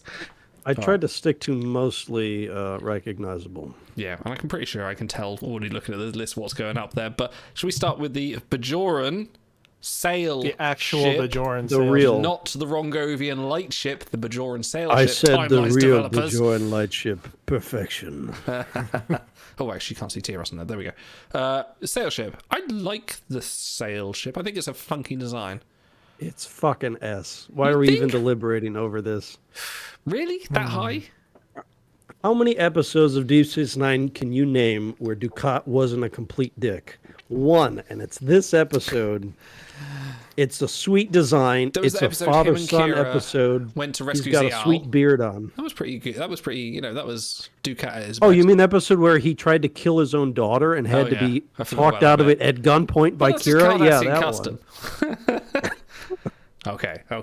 It's a fancy looking ship. It was only in one episode. But to be fair, I like the idea of sail ships, like using light to power it and using sort of like photons to it's an established scientific method of propulsion that people are seriously considering. Like it's a cool idea. Yeah. I will say every other ship on this list can sneeze at it and blow it to bits, so that probably works against it. I would say it's a B. Oh, you want to go B? B? No, come on, at least A. I would say A. It's a pretty sweet ship. Come on. It's cool. Yeah, I mean, and like you said, the idea behind it is nice, and the episode. It's one of my favorite DS9 episodes. I'm just trying to judge it on its own merits as a vessel. Cruise 2. Yeah. Got to the Denorius belt really easily. I will give you A. That's fine. Okay, how about I can't believe I'm the only one stumping this hard for. I thought we all loved the light ship. It's okay. Well, I do, but it's like you're putting it up against all of these other ships. Yeah, there's going to be some tough competition here. That would most destroy of it them by suck. accident. Well, it's not just firepower, though. It's true. Yeah, Crank has got a point. Manual sail adjustment. He's over there cranking the jib, and it's like rotating very slowly. Yes, because when you hit warp speed and you hit that planet coming at you, Okay, how about the Cerritos from Lower Decks? I'm not a huge fan of this design. It's a bit clunky. No. It looks clunky on purpose because it's supposed to be like the jokiest thing. But they've kind of heroed it, because in spoilers for the last episode of season 3 of Lower Decks, but you do see a whole fleet of Cerritos class ships that come in and kind of save the day. So they do kind of make them a bit of a hero ship just by proxy.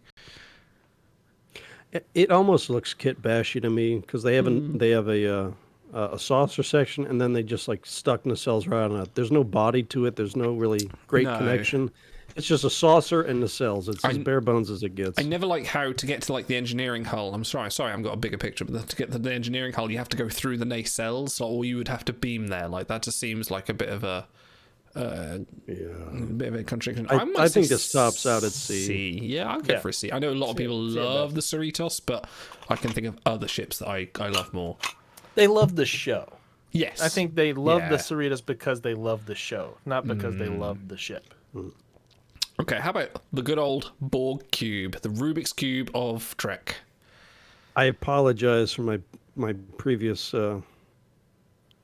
overly love of the light ship because it doesn't get more iconic than a Borg cube, does it? On the side, on the Power, other side, recognizability, it's S tier. It's a cube. It's not exactly inspired design.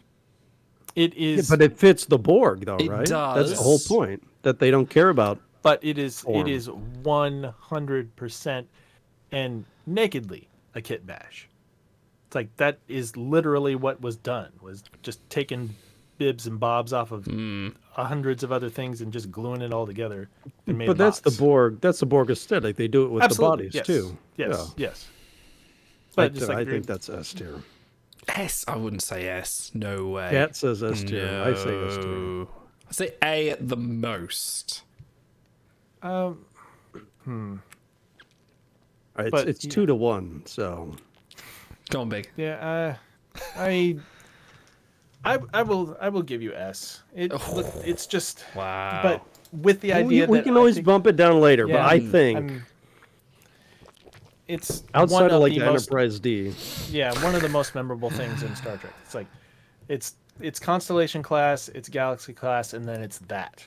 It's the cube, yeah. We will see. We'll see. Defiant. What do you think about the rough little scrapper of a ship? Little. It serves its purpose beautifully, but it's just not much to look at as a ship. It's not a good look like at. It is function over form. Yeah, I'd say. I don't understand why the proboscis is flaccid in the front instead Excuse of me. I mean, have straight. you seen me naked? You know what I mean? Like what?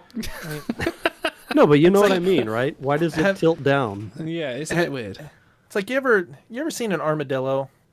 Yes. Yeah. It's the armadillo of starships. I will counter. That's actually bumping it up a tier for me now that you said that. I will give it. I would say B purely because of it. It looks so good in action. Like when it's flying around, firing off its quad quantum torpedo launchers, blowing up Jem'Hadar ships. When you got the scenes where it's flying through other starships during the big battles in Deep Space Nine, you can tell like, yeah, this is a fighter. This ship was built for war, and it's just. It's you kind of get excited. It's kick-ass seeing it kind of like go through and blowing shit up. It's cool. It might be the most maneuverable one on. Sorry, I'm not farting. I'm readjusting in my chair. It might be the most maneuverable ship that we have today. So it's got that going for it. Yeah, and it introduces the pulse cannon. Yeah, which is which I love those. So yeah, I'd say B. I could go A personally, but I think B's a happy medium. I'll take B. Take B. Yeah. Is this the Braxton's time ship? No, this is the Devor warship. I'm gonna have which to bring Brax up one is second. I'm gonna have to bring up Memory Alpha because I need to see a bigger picture of this Devor warship. DEVORE. Devor warship. Let's have a look at the Devor warship. Wow, that really helps It's me. basically it's like an armored stingray. It's an armored It's like stingray. one of those little drone ships from like Independence Day or something. It's totally nondescript. Well, no, size-wise, it's much bigger than Voyager because they come alongside it and dwarf it in the show. Oh, that's the bit. That's one of those. Oh, yeah. It's a batarang. It is a batarang. Yes. I don't think it's particularly impressive. I'm gonna say D. C. You say C. No, we probably have worse ships than that somewhere. You reckon? Yeah. You want to go C? Yeah. All right. Borg. I just needed a second Prax reference in the show. Prax. Want me to make a trigger for that? The Borg Diamond. B tier. It's to me, it's the least impressive of all the Borg vessels. What is it? Like, Complex. it looks It's fragile complex to geometry. Yeah. Yeah, but you don't need that in a ship. You just need a fucking thing that moves through space. It doesn't have to look. But it's not necessarily just for moving through space. This is the Queen's ship, essentially, isn't it? The Borg Diamond is where. Oh, right. So shouldn't it be better armored than that? Maybe. Maybe it is. Put her in one of those tactical cubes with the armor on the side. Don't put her in a little dinky diamond. Yeah. To get destroyed easily. Maybe I can see a C. But it still looks interesting. Yeah. It looks. There's a good bit of design work on there. Let me Okay. try and bring some pictures up. Borg and Diamond. I did try to grab the photos that looked best in the tiny little thumbnail icon. So yeah. Yeah, it kind of what it did for Star Trek was move the Borg away from like here's some simple geometry to doing a bit more kind of Geiger-ism to it. Like there was a little extended struts, a little bit more sort of personality in the in the designs, like then the Borg, especially in Voyager, and then went through to Picard, having the Borg be a little bit more almost alien-esque, body horror kind of stuff. Yeah. C? I'd say C tier. C, yeah. I think C. C works for me, so let me put the outside. USS Discovery. Now, this might be a controversial one. Can I give you a little bit of history for this design? So back in... Wait, is that the Phase 2 yes, weird-ass bridge that we looked at? So this is the Ralph McQuarrie, who was a designer for Star Wars. Plus or minus for that, depending on how you get to that. But this was based on his original design, which let me show you the Ralph McQuarrie. If you design Darth Vader, you get infinite credit for the rest of your career. So if you look at you look at that and you can see the design there. It was an abandoned one. It wasn't eventually taken up because they went back to the default. So a little bit of legacy, and Ralph McQuarrie has done a lot of really good work in the past. And it was based on that. I didn't like the Discovery at first. When I first saw it in the initial teaser, I was a bit like, that's a bit dated. As I've seen it in action, doing its jumps and leaps, I love it. I really like the weird jankiness of it, and it has its own elegance, especially with the longer nacelles. It is a long, thin ship, which I kind of really like. It feels like an elephant sat on it, though, and squished it. It looks like a pizza cutter. It does. It does. I'm not going to deny that. It absolutely is. But yeah, it is. When you see it doing the jumps, with the intersection rotating, that's really cool. Yeah, but that's not cool. Something that you can really convey in a static image. No. So if for me, it's include a B. that, and I think you have to. I think yeah, you could talk me into a B. The spore jump is cool, but I don't really like anything else about it. To be honest, it's too flat. I don't like flat. Flat works. It is, well, but from a tactical standpoint, the flatter you can make it, probably the better off you are, because it's less of a target to shoot at. I think what sold me on the Discovery was that episode of season 1 when they do when they finally defeat Cole's ship, and they've got it just spore jumping all around. It's like over here, fire torpedo, over here, fire torpedo, and that's like an insanely epic action sequence of them just jumping all around, and I really like that. But that's not connected to the ship. That's no, it is, because it's using the spore drive to do that. So it's with Stamets, right? Yeah. Are there other ships that can spore jump without? No. Well, then it's not the class of ship. It's the person piloting it. Well, but it is attached to Discovery. But you still have to have the capability of doing it. It's the same reason I say the Defiant is cool for doing its attacks throughout the Dominion War, and it looks cool doing it because it is the ship doing it. The Discovery, any other ship. Any Defiant class could do that. But if you take Stamets off the Discovery, there's no more spore jumping. Yeah. No more accurate. Well, unless we get to season 5, because part of the season 4 Discovery, they were saying like, oh, we can now start to develop spore drive without an operator and want to install it on other ships. So, unless chat gives us a letter, we're just going to keep yapping endlessly. All right, I'd say C, personally, but I'm going to say B. Oh yeah, Booker can pilot as well. How about the Connie, the original, the classic, the USS Enterprise? It's A. Are you serious? Yeah. Not an S. So, I think. Well, is the refit in here anywhere? This is the original series. This is going to be early TOS. season 1 type. Yeah. Well, I think minimum A. I think it is an A, just because I think that the refit. The refit is better. The design, absolutely, in just about every respect. This is, how some people still call wrestling WWF instead of WWE, because they grew up on that. Because when it was popular, when it was huge, it was the WWF. That's what the Enterprise A is. When you think Star Trek, a lot of older people, they think this one. They don't think even the D or anything newer. They think this one. So for iconicness, it's S tier for iconic. That's one of the. I wouldn't fight S or A. I'm happy for either, to be fair. I think chat's all on A. So. All on A. Yeah. Okay. Controversial one. The Enterprise B, the Excelsior refit. I love it. I love the changes they did. I'll bring up. Hang on. Excelsior. refit. This one. I think this one dates itself pretty strongly. Yeah. To like the decade that it was crafted in. I like the story behind why it got refitted. It's because the original model was damaged. It's the Campbell soup of Enterprise. It's chunky. That's the Abina class. That's different. Oh, Chet doesn't like this one. D, C at best. I really like it. I love the ugly ship. Look. I love the added fins. I love they added the added impulse drives on the saucer section. But I think you being such a Starship guy, Idle, probably pushes everything up B, one tier for you. I say B, but chat are pushing it down to a C, so I'll go with chat. They're saying there's some D's in There's there some D's. too. No, I would so. definitely not. I'd be D. okay with C, and I think if Shiaporn ever sees this, he's just going to be in absolute shambles about it. Well, no, because he's more a fan of the original Excelsior, the non-refit version. So. Oh, okay. How about the Ambassador? The USS Enterprise C, and I'll bring up the USS Kit Bash. I like this better than the Kit B. I Bash. think it's got a better. No.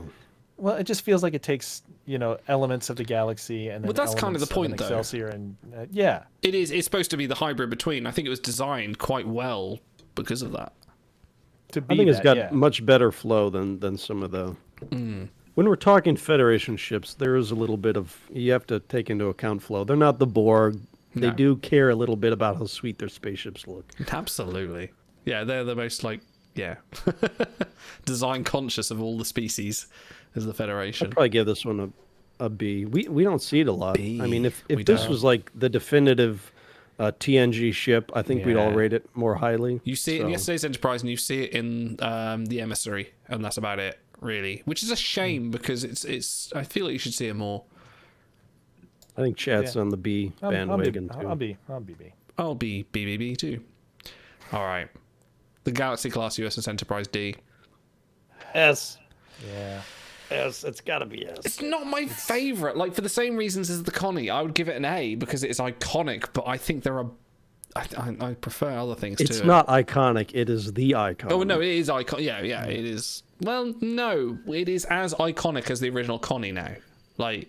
Chat's It is all there. aboard the S. Yeah, It's people the prefer S. the D over the Connie. That's mad. Well, that kind of There's stars. ship. I see stars. Yeah. There he is. Yeah, he's in the chat. Yes, but Throwing he's not on popcorn. call, so we're not counting his vote. Get here and argue, bitch. I think it's on like the level of icon of the A, but it's got more power. It pulled off more stunts than the A could pull off. It is Love Boat in space. It is designed to be Gene Roddenberry's very flowy. Yeah. It is, and Dude, it's you tried to tell me the bridge was an S tier yesterday because of how much you loved it. So yeah, we didn't go quite that high, but yeah, nearly. I don't think we ever rated any bridge. I still say we agreed that the Undiscovered Country bridge was better than it, and that was the refit Enterprise. all right, are you telling me that the bridge is not the Enterprise D starship. is equivalent to the Bajoran lightship? No, the Bajoran lightship should go down.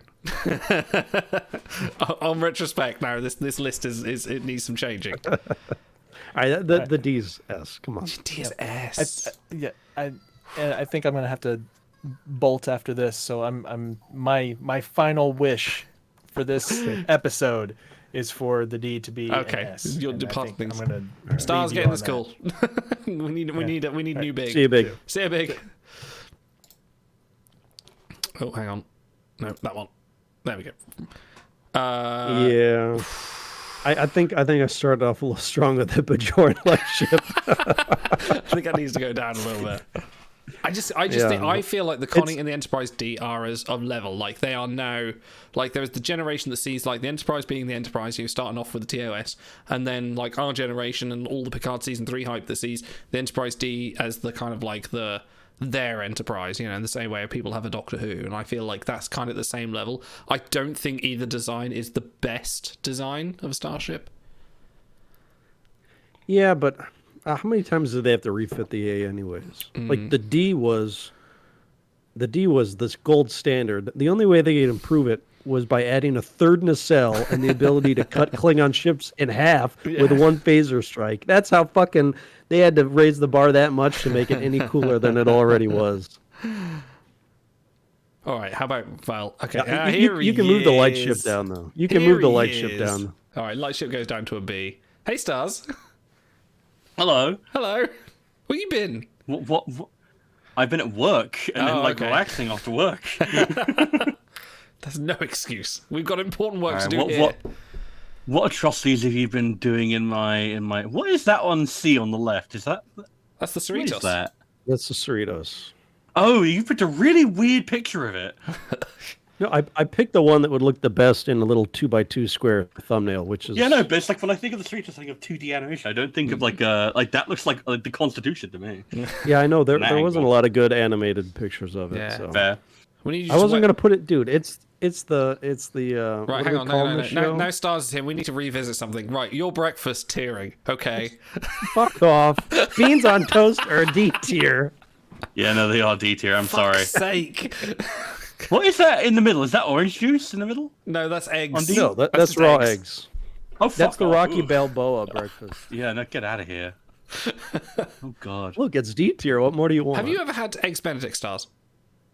No. Oh my I'm God. not a big egg guy, to be honest. I'm not a massive fan. Oh, you I wouldn't love a like good this. I love a good like pancake or an omelet. I'm not a big egg guy. Okay. This stands then. How about Trek minor characters? He likes Sobral, I think. So Clancy Brown is an A. Yeah, no, I think Zabral could absolutely stand to go up a tier. I like him more than Sean. Thank you, essence of the male. That's what I said. Yeah, dude, it's fucking Lex Luthor. Like, he's the coolest. Clancy Brown is the coolest motherfucker. All right, hold on. Before we move away, I need to know what your thoughts are on Morgan Bateson. Because he's an absolutely trash character, but the episode and the memes are so high, we figured it settles right in the B range. Be okay with B on him. And not mention, it's just fun to have the Kelsey Grammer. Like, he's just recognizing me. I was like, is that fucking Kelsey Grammer? It's like, why are you got Kelsey Grammer for a 2-second character? How about Finnegan? Brax. How about Finnegan in B over Helen Noel? He's an S tier character. That's fine. Yeah, no. Yeah. Guess what? Finnegan is hilarious, so I'll absolutely take it over Helen Noel. The Irishman says that Finnegan is hilarious, so you have to respect it. Oh, he's offensive as all hell, but he is hilarious. Fine. My opinions are terrible. All right, back to Starships. Okay. Right, okay. What about the Enterprise E S tier? S tier. No. Yes. No, S tier. It is fluid. No. It is sexy. The bridge isn't the greatest, but the actual ship itself is. I think the First Contact bridge actually is gorgeous because it has Where were you the yesterday? underlighting. Where were you yesterday? I was working again. You've got to stop You should that. Stop that. Yeah. I also finished Picard season 1 with my boyfriend and my best friend. So There you go. I'm sorry. Who's your best friend? Me and I have Idol? many best friends. I have many best friends. All right. Now I have this many is an A tier shit. It is very Nah. fluid. It's not. It's the iconic score is like very low on this one. No, man. First Contact, I've watched that so many times. Like First Contact No. alone There's comes no up way there. it's S tier. It's absolutely S. And it's the one that appears in all the video games as well. It's in Armada. It's in Elite Force 2. It's all over Legacy. Like It was it's just a beautiful John Eve's design. design took it went away. It went to we want to create something that you could see at streaming through space. Like look at Voyager going through the introduction, and have that Dude, but on an Enterprise it's scale. in what, like 2 movies versus 200 3 episodes and 3 movies? Like, come on. But no, scale Yeah, scale the has level nothing of to do with it. quality of First Contact equals that to about No. 300 episodes of TNG. No way.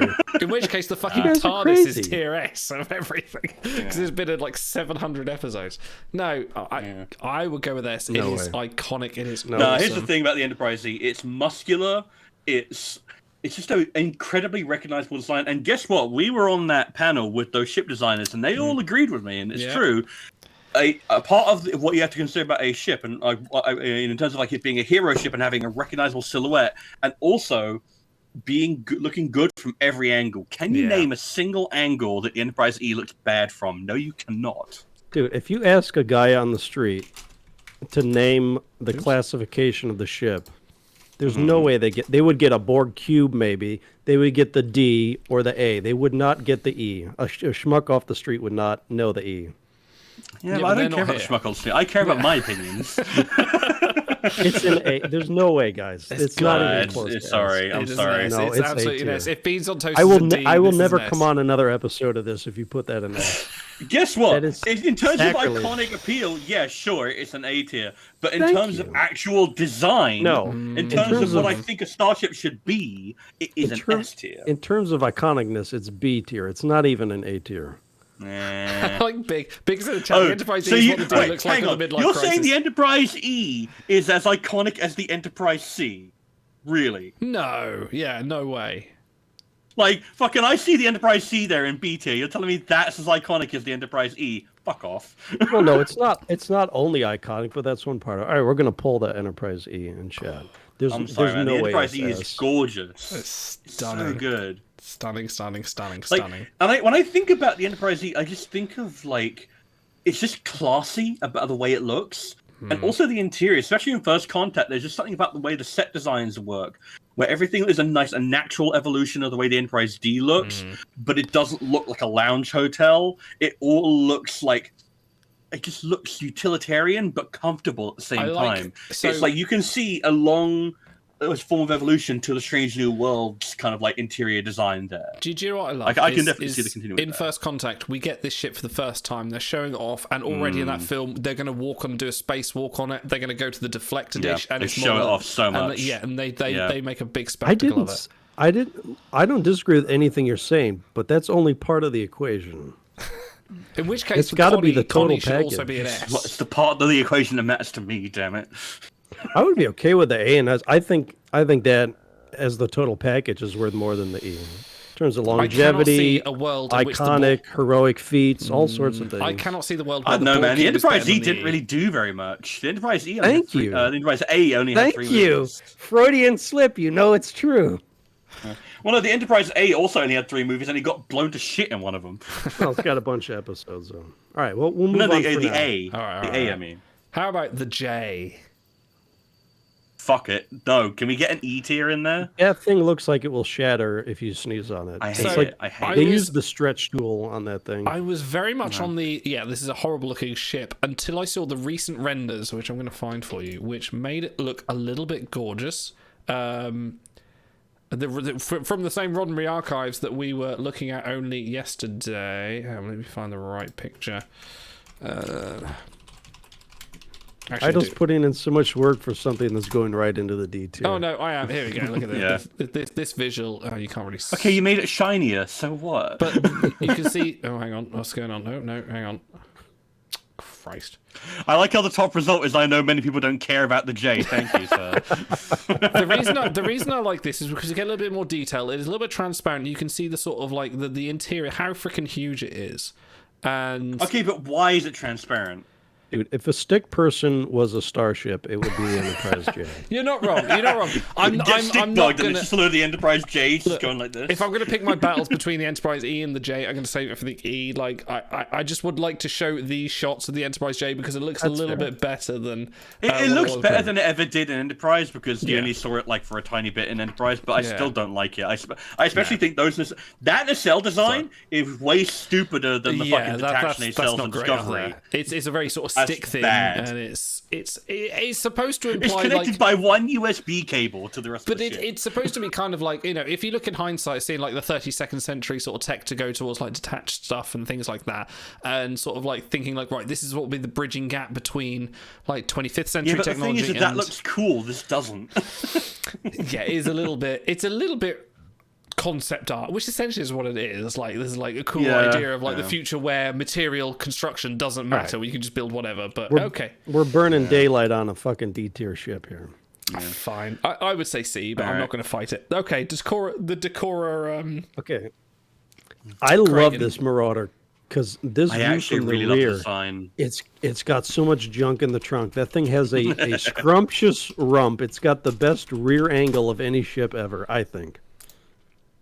The Kraton. Why can't I actually really like the design for it. It doesn't feel very Ferengi. I mean, the design aesthetic and how involved and how beautifully sculpted it is doesn't feel very Ferengi. Like this feels almost like it would fit better as a Cardassian ship, but I love how it looks. Well, pull up that rear shot for me. The rear shot. Hey, baby. We'll see that butt. Wait, am I on the... No, just go back to Google. Hang on. Oh, hang on. Just type in Decora for... Type in giant asses Star Trek. Yeah, you put Creighton. That's the... I put Creighton, didn't I? Decora. There's no rear shots here. Oh, here we go. Here's a rear shot. Look, oh my god. Look at the lines on that baby. Oh, hang on. There we go. There you go. Artview, there you go. It looks like a beetle. Well, yeah, that's part of the design process. Beetle snuff. Yeah. Yeah, oh god, yeah. You're not wrong, actually. And they do eat insects, don't they? I'm ambivalent. I'd give it a B. How many cars have we named after horses, right? Like Mustang and Stallion and all that stuff. Oh, by the way, Enterprise Z's A tier suck at you too. How many ships do you think they've modeled after the Beetle on Ferenginar? Probably all of them, right? That's the horse equivalent of the Ferengi. Yeah, because even the shuttle looked very similar, actually, with the Ferengi shuttle. It sounded like we're saying B. I'd give it a B. I'd give it a B. I'm happy with it.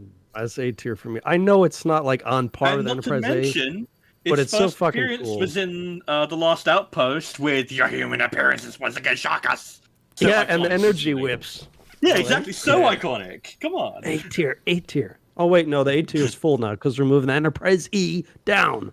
I don't like it. The but chat has spoken. Chat has to weigh in. So this isn't a committee. Fine. All right, how about the Cardassian Prakesh Galar class? Oh, the Galar class. Yes. Let's have a look at that Galar class.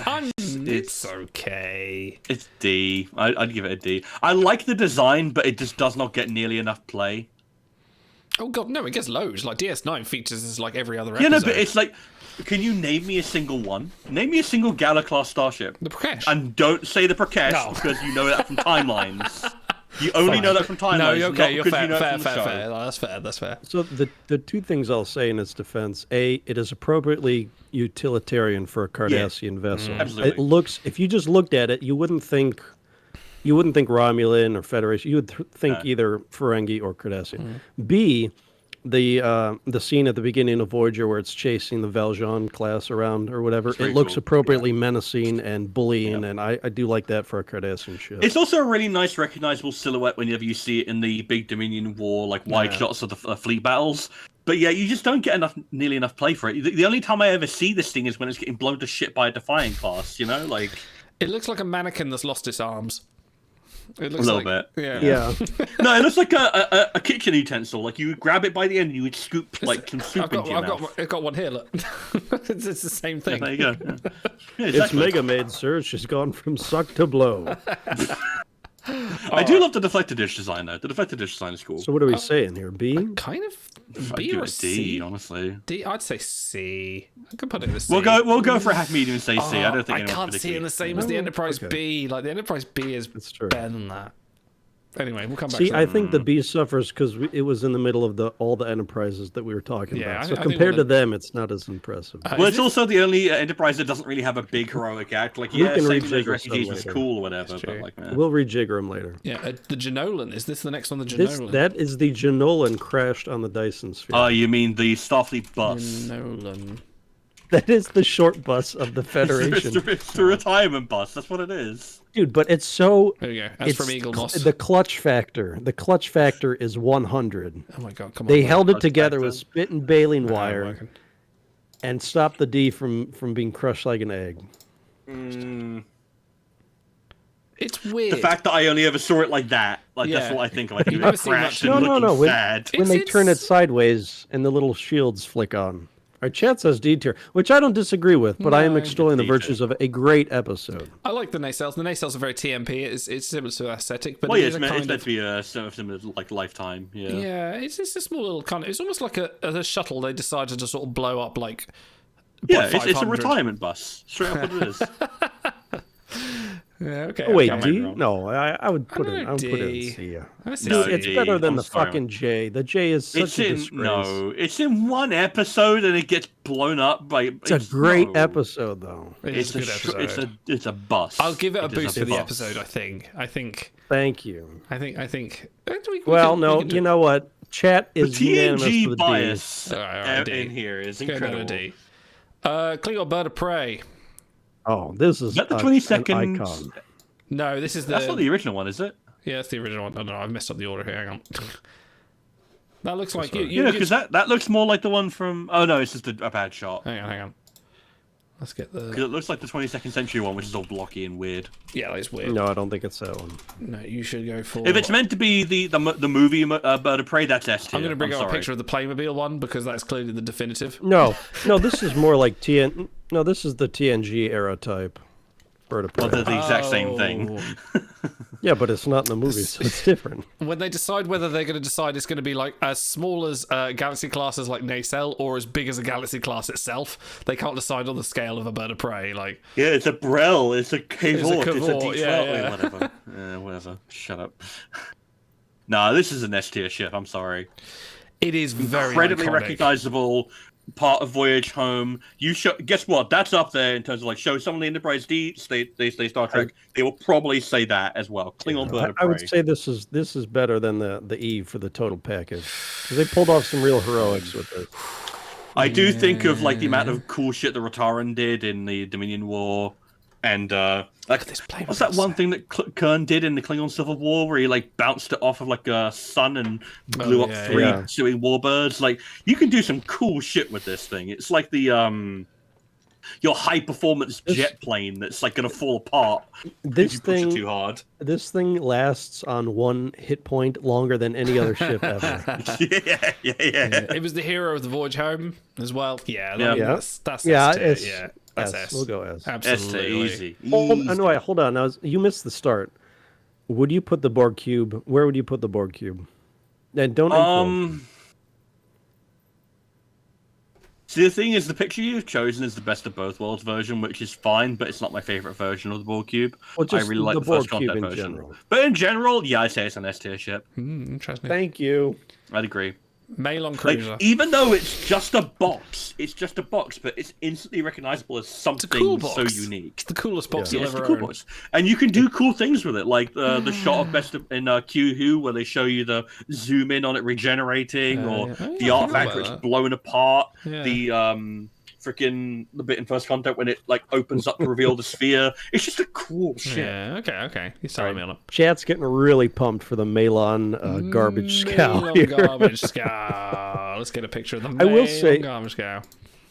What are those spatial charges they fire are pretty cool. The for depth charges, those are pretty damn cool. I think that alone pulls it out of D tier. No, I'm sorry. This thing's an ugly piece of shit. Look at this. It's a lump. It is a poop. It is a poop. This is my all I can think is high fiber. All I can think is it better than the J? And the answer is always yes, because the J is so bad. No, at least the Enterprise looks like at least the Enterprise J looks like a ship. This looks like a poop. Birkin. It's a pickle. A little mold growing off it a little bit. Nah, man, I'm sorry. Not only is it a bad ship design, you could put that in Star Wars and I wouldn't be able to tell the difference. Oh, sick burn.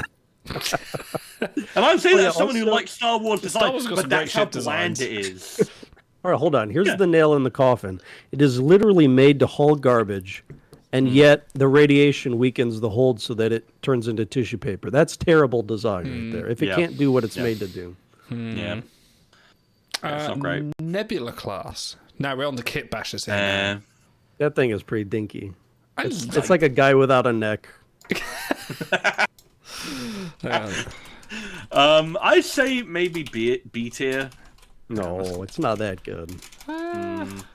I really like the functionality where you can swap out the top bit, so you can have like a sensor pod, or you can have extra torpedo base. That's a really cool functionality because every time you see it, it's a different variation, which I think is neat. Of all the kit bashers, this one kind of makes the most sense. They're going like, right, we can't afford to build a bigger hull, so let's just squeeze it all together. But if you're talking about, this is a science exclusive ship, it kind of, it fits a little bit. Well, it can be anything you want it to be. It can also be a tactical ship if you just fit it with a ton of photon torpedo launchers. You know what the actual thing is? I'm gonna ruin Generations for you in a moment.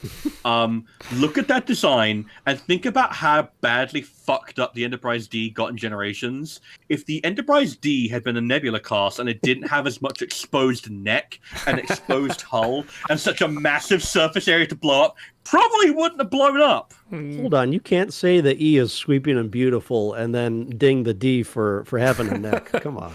For having too much neck. It's like, it's a lovely design, but it's not threatening. I don't understand how the Nebula can form a warp bubble with this big ass saucer in the way. Like, I thought that was the whole point of the nacelles being swept back. It does kind of go against the Matt Jeffries design ethos of like the nacelle should be far away. Yeah, but a lot of other ships say have. A lot of other ships have yeah, done that. C actually. Okay, I can see C. Well, the Defiant is the worst for it, but the Defiant kind of gets away with it because it's got the armor. Yeah. Okay. NX-01. It's just a boring design. I'm gonna go. We haven't gone interior very much, but we talked about it yesterday. The interior is so good for the submarine type. I do really like the interior, but you know what? Are we talking about the original or the refit? The original. Original's like maybe B. I'd put it B. B to C. B makes sense. Yeah. B is fine. It's an appropriate hero ship, and I love the detailing in season 3 when it gets blown to pieces and you get to see people flying out of holes and shit like that. But it is just an Akira class flipped upside down. Yeah, I was literally just about to make that comment. But B makes sense. One thing I enjoy is how much detail or how much script they give to exploring its capabilities, from the grappler, which is a little stupid, to upgrading the torpedoes to the first pulse cannons. It's like they really explore the boundaries of the you ship. know more about the NX-01 than I feel you know about almost any other ship apart from maybe like true. Voyager or the Defiant. You know so much about every nook and cranny. You even get to see inside the nacelles, which you can't say about many ships. Well, you see the D. The D, you see the inside the nacelles. That one. You see the D, but that's the only one I can think of where you actually see inside the nacelles. But no, B. They gave a whole. Enterprise gave a whole episode to them, like hiding away in the nacelles to hide from radiation or whatever. So yeah. Prometheus. Prometheus. I have to take points away because it's piloted by joystick, but you know. The Prometheus, the multi-vector assault vessel. All right, -1 tier automatically for Andy Dick. Yes, so whatever we decide on, you got to knock it down 1 tier. Absolutely. Okay, it's got I have to say, quad nacelles. I love the quad nacelle design. I'm a sucker for it every time it shows up, whether it's a Stargazer or it's like any of the forward nacelle designs I love. That being said, I think that they could have done with making them a little bit like clearer off of the saucer, because it's like if you look at that bottom right profile, like it's barely clearing it, and it's like I don't know, it's a bit of a busy silhouette. I feel like you could have done. Yeah, it's like a TIE fighter tacked onto the back of a mouse cursor. But let's little bit, yeah. Let's go or to an X-wing. Sorry, what was it? What was the episode name where they send the Doctor through and you see the Prometheus? Message in a Bottle. Message in a Bottle. That's the one. And you see the multi-vector assault mode for the first time when it attacks all those Romulan ships. It's I was sick. Like, it was awesome. It was really cool. It was like, this makes no sense. It was the promise of the soul separation. Yeah, it's Battle Bridge done right. Yeah, absolutely. And it's pretty cool. And what are you talking about? It doesn't make sense. 3 targets are way harder to fight than 1. True, but then it's the TN from Dragon Ball problem. You've got 3 times as weak. It's like it's not as strong as it is in the whole.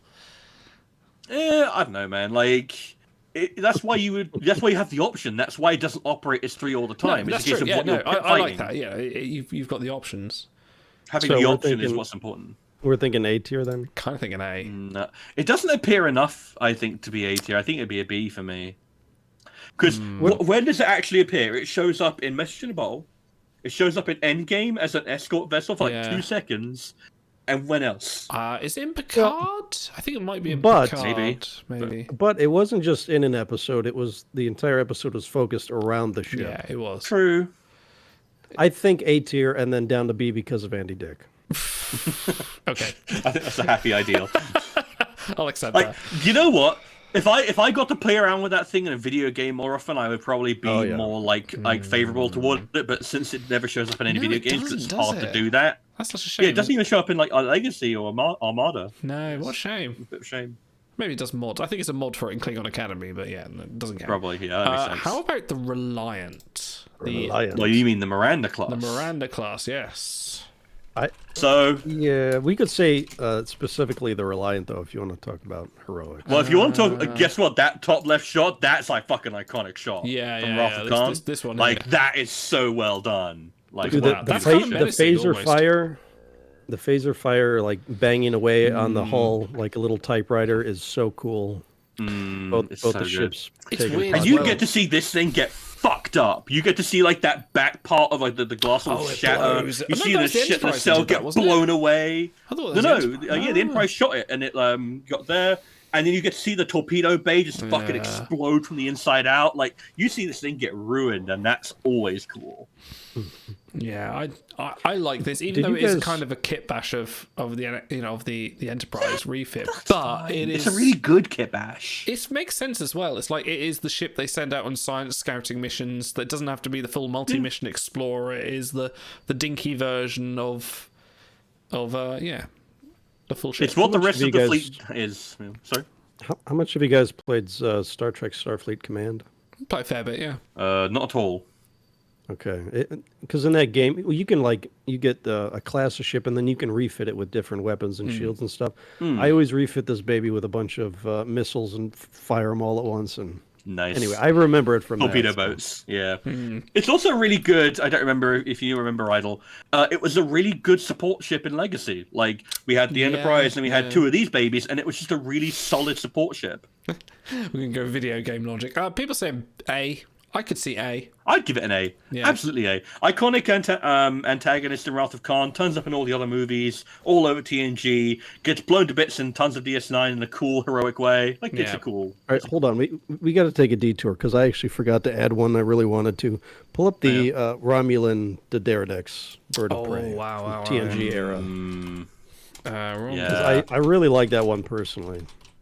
Romulan I like it, but there's so much negative space. I would have thought it would auto-complete it for you. That fits with the Romulans, I think. A little bit of misdirection. I guess. Romulan Dederadex. Not the best shot of it, but this is... I like the front of it more than I like the back part. Yeah, the big gap. What's the point in the entire back of that ship? Like, it is literally a gap for no reason. It's no Decora ass, that's for sure. It's got that hourglass figure. Yeah, like what Keenan says, I like the look of it. Like, it is cool to see in action. It looks really cool, and it's cool when the Defiant flies through the middle of it and taking pot shots. Like, it's that stuff's cool to have the gap, but it kind of doesn't make sense. It makes no sense at all. I like the Valdor more, like from Nemesis. That is a better design. Oh yeah, the Valdor's ship. cool. Yeah. That was awesome. Not as iconic. Valdor is built more like a sort of a harassing style thing, where this is a little bit meaner and bigger, even with the space.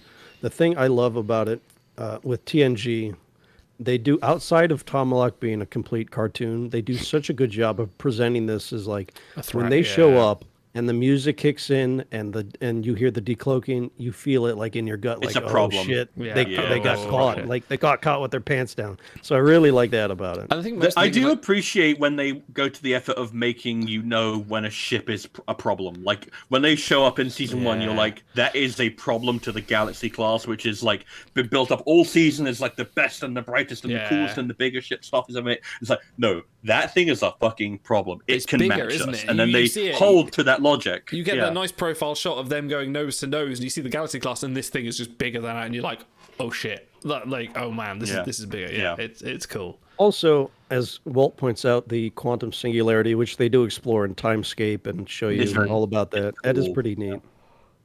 Let's say it's an A. So A. I would put it in it. An A. Personally, I love it. I have a soft spot for that one. I'll go A with the Dederadex. I'd give it an A. I think that the design is a little bit, feels like two different ships almost. Like the back half and the front half don't feel like they come together in a cohesive whole. But it's so iconic and it is a cool design to give it an A. What about the original Bird of Prey from Balance of Terror? Oh, that's got to be an S.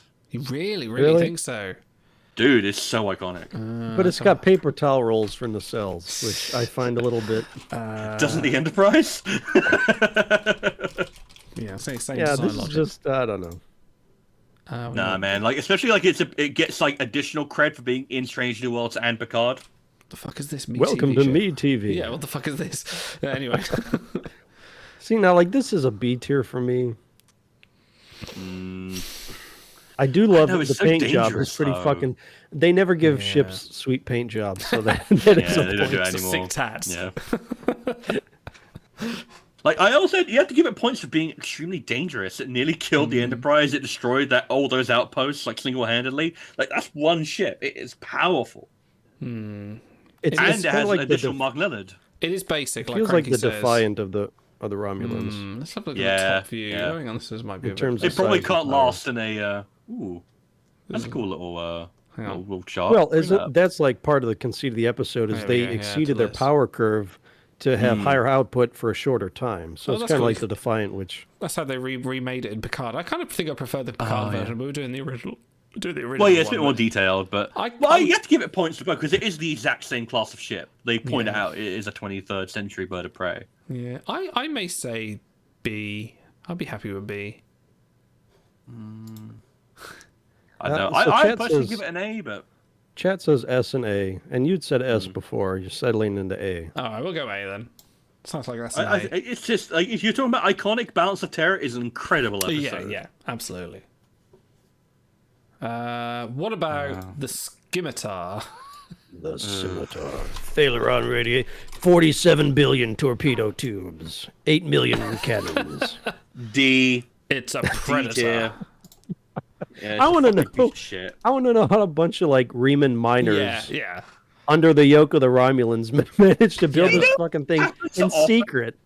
Not only do they fucking get the scimitar stolen by a load of Riemann insurrectionists, they also steal the Narada, the massive fucking mining ship with Borg technology in 09. Romulans, what is your fucking operational security like? Yeah, no Fucking wonder their put a sun key blew on up. it. But Star, Your- Stars, if your look, Stars, ultimate look. whip- Look at this sexy ship next to her. Look at that. Isn't that Yeah, an no, STS it's ship sitting right gorgeous. there? So Doesn't look that's bad. a good ship. Fucking That's a bad sick. ship. Yeah. Oh, that's not fair. That's like the cheerleader. Or no, you stand next to the fat girl and you're like, wow, she looks great.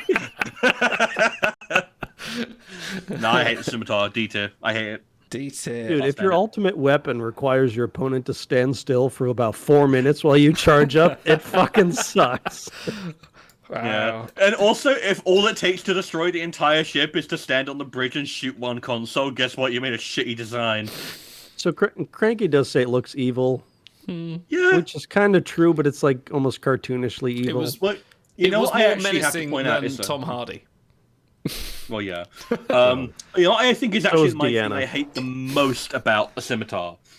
I hate that. So I'm a sucker for when you know a ship's capabilities and you can reasonably kind of plan out the fight in your head, and then it comes down to the commander, right? Like Balance of Terror, Wrath of Khan, tons of like TNG and DS synapses. It all comes down to who is smart enough to use the capabilities of their ship and like leverage that over the other one's weaknesses and strengths, right? That's like half the fun of it. And then the scimitar comes along and it's got 50 billion torpedo tubes and it's got tertiary shielding and it's like, fuck off. You're basically telling me there was no point in any of the fight. What was the point in the battle? What was the actual point? All right, what is this red thing? Just lower my health bar to 0 and get the cutscene going already. You know? Oh, I stumped Idle, did I? That Yes, is that's- the La Serena. Oh, it is the La Serena. I kind of wondered if that was, but I couldn't quite see the image. I do love La Serena. I do love the red paint job. It makes it stand out. Yeah, it's a very unique ship in Star Trek. I was watching Picard what have season. you I got? watched like the Oh, for second fuck's half sake. of. Sorry, my cat's just brought in a baby bird. Oh, you twat. I thought you were about to say a birdie, a baby. Like, and I was like, All what? right, go back to the tier list so we can yap about it while you take the bird out. Thank you. Right, no. Well, I don't know why we got pictures of this. This is La Serena, so we got also. Let me put Star Trek La Serena. Put Star Trek. Yeah, you need to Save qualify search that. on, please. My kitten's killed something. She can enjoy that. Oh no! This it's is a very still- Star Wars design, but I also like it a lot. Oh, it's still alive. Oh no. Okay, Oh, no. whatever. I'm just gonna ignore that for a minute. Okay. Do you have to eat it now? Oh, for fuck's sake! Jesus. Dude. Like on your carpet? Yeah. and everything. Get the Bro. fuck out. Go on. Stupid cat. Right, anyway, La Sirena. Sorry, you can't see that All quite right, so centered. someone remind me, what was the purpose of the ship originally? Was it meant to be a freighter Yeah, it's or a freighter. It's a scout or freighter. what? Yeah. Okay. Yeah, I think they say it's a Kaplan class light freighter. That sounds very Millennium Freighters- Falcon. Very, yeah. There's a YT-1300. ceiling to how cool a freighter can be, though, right? Yeah, yeah. It's okay. But to be fair, it pulls off some pretty sick maneuvers in season 1. The episode where Seven is piloting the whatever she's piloting. So the Sorry. famous Is it the ranger rock- ship, yeah. Yeah, and then there's like you see the bird of prey and everything. That's a really cool. And they blow way the to nacelle off. showcase It's it. fucking cool. Yeah. And then you get the one where they're 1v1ing Narek in that little Romulan fighter ship, and you just Dude, see them fucking take it flipping around upstairs. each other. Yeah. Is your wife around? Maybe she can resurrect it. Take it She's in upstairs. bed, and the kid. Oh no, it's horrible. Sorry, this is really disturbing me now. I'm just gonna have to ignore it. As he stares at it. This is horrible. Sorry. You know, fuck off. Why have you got to bring it to me? I you don't twat? think it's that cool. I think I think it's 90% okay. of the It's coolness okay. factor comes from Rios. Yeah. Yeah. He makes the ship cool. The ship doesn't make him cool. Yeah. Yeah, it's a freighter. It's got a sick And it doesn't paint get job. to do a massive amount. Like it, Yeah, it I- kind of, you know. C tier for me personally. I'd give it a B just because I like the design, but I'm not going to fight you on it. I'll say C. Borg sphere. Yeah. It's a sphere. B tier. It's not as The iconic episode as the Cube. drone. The episode drone is so damn cool. It's like the reverse. You know, you talked about you've seen the cube regenerate. It's basically the opposite, where you see it crinkled Crumple into dust in, in the nebula. So at least I know, B, B I tier. would say. I'd say B tier is fine. B works It for gets me. marked so often. It's like that's a Borg ship where I look at it and I go, "That's not threatening." Yeah. You know, apart from the Borg rhomboid, that's the ultimate jobber of the Borg. The Rhomboid Dronigar Sector Yeah. 009. Oh dear. Yeah, the Borg sphere is. I mean, that shot where it ejects out of the dying Borg cube in first contact cool, is pretty yeah. cool. Yeah. It's really cool. The Stargazer. How about the Constellation I class love Stargazer? the original Yeah. Stargazer. I actually really do. I'm ambivalent on it. I'm not as hot. There we go. This will do. See, the thing is, it's like you have that conversation. You were talking about how good Relics is, right? And they have that conversation about how the Stargazer was overworked, underpowered, but I loved it all the same because it was my ship. Yeah. And you look at the Stargazer, and that looks like a ship that is underpowered and that is being worked too hard, but it survives. Sorry. And I was thinking, what was it? Just ignore Idle. Continue on. I will always ignore Idle. And what is it? I'm trying to think of what it was. Oh yeah, I remember what it is now. So you know how the registry numbers of these ships are designed in such a way, like the Enterprise 1701 is designed to be instantly recognizable at a glance. Like it's like an easy 1, 2, 3, 4 number, and then you've got like the Defiant, where it's NX 74205, and it's like that's a cool one. That lets you know it's cool. And then Voyager has like 75656. It's like this is a normal ship. And I look at the Stargazer. And I go, that is a normal ship piloted and operated by normal Starfleet crews going about their utterly normal lives, you know? And I appreciate that about it. It's like, that feels like people live a normal life on a Constellation class ship, you know? And I appreciate that it kind of communicates that. I think you're talking a lot for a C tier ship, personally. It's okay. I give it a B.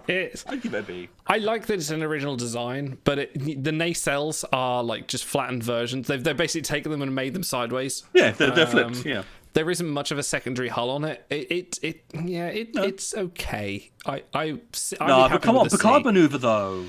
Yeah, that's pretty cool. Maneuver. That's got to bump up to a B. Actually, yeah, peak performance. Peak performance is a fucking great episode.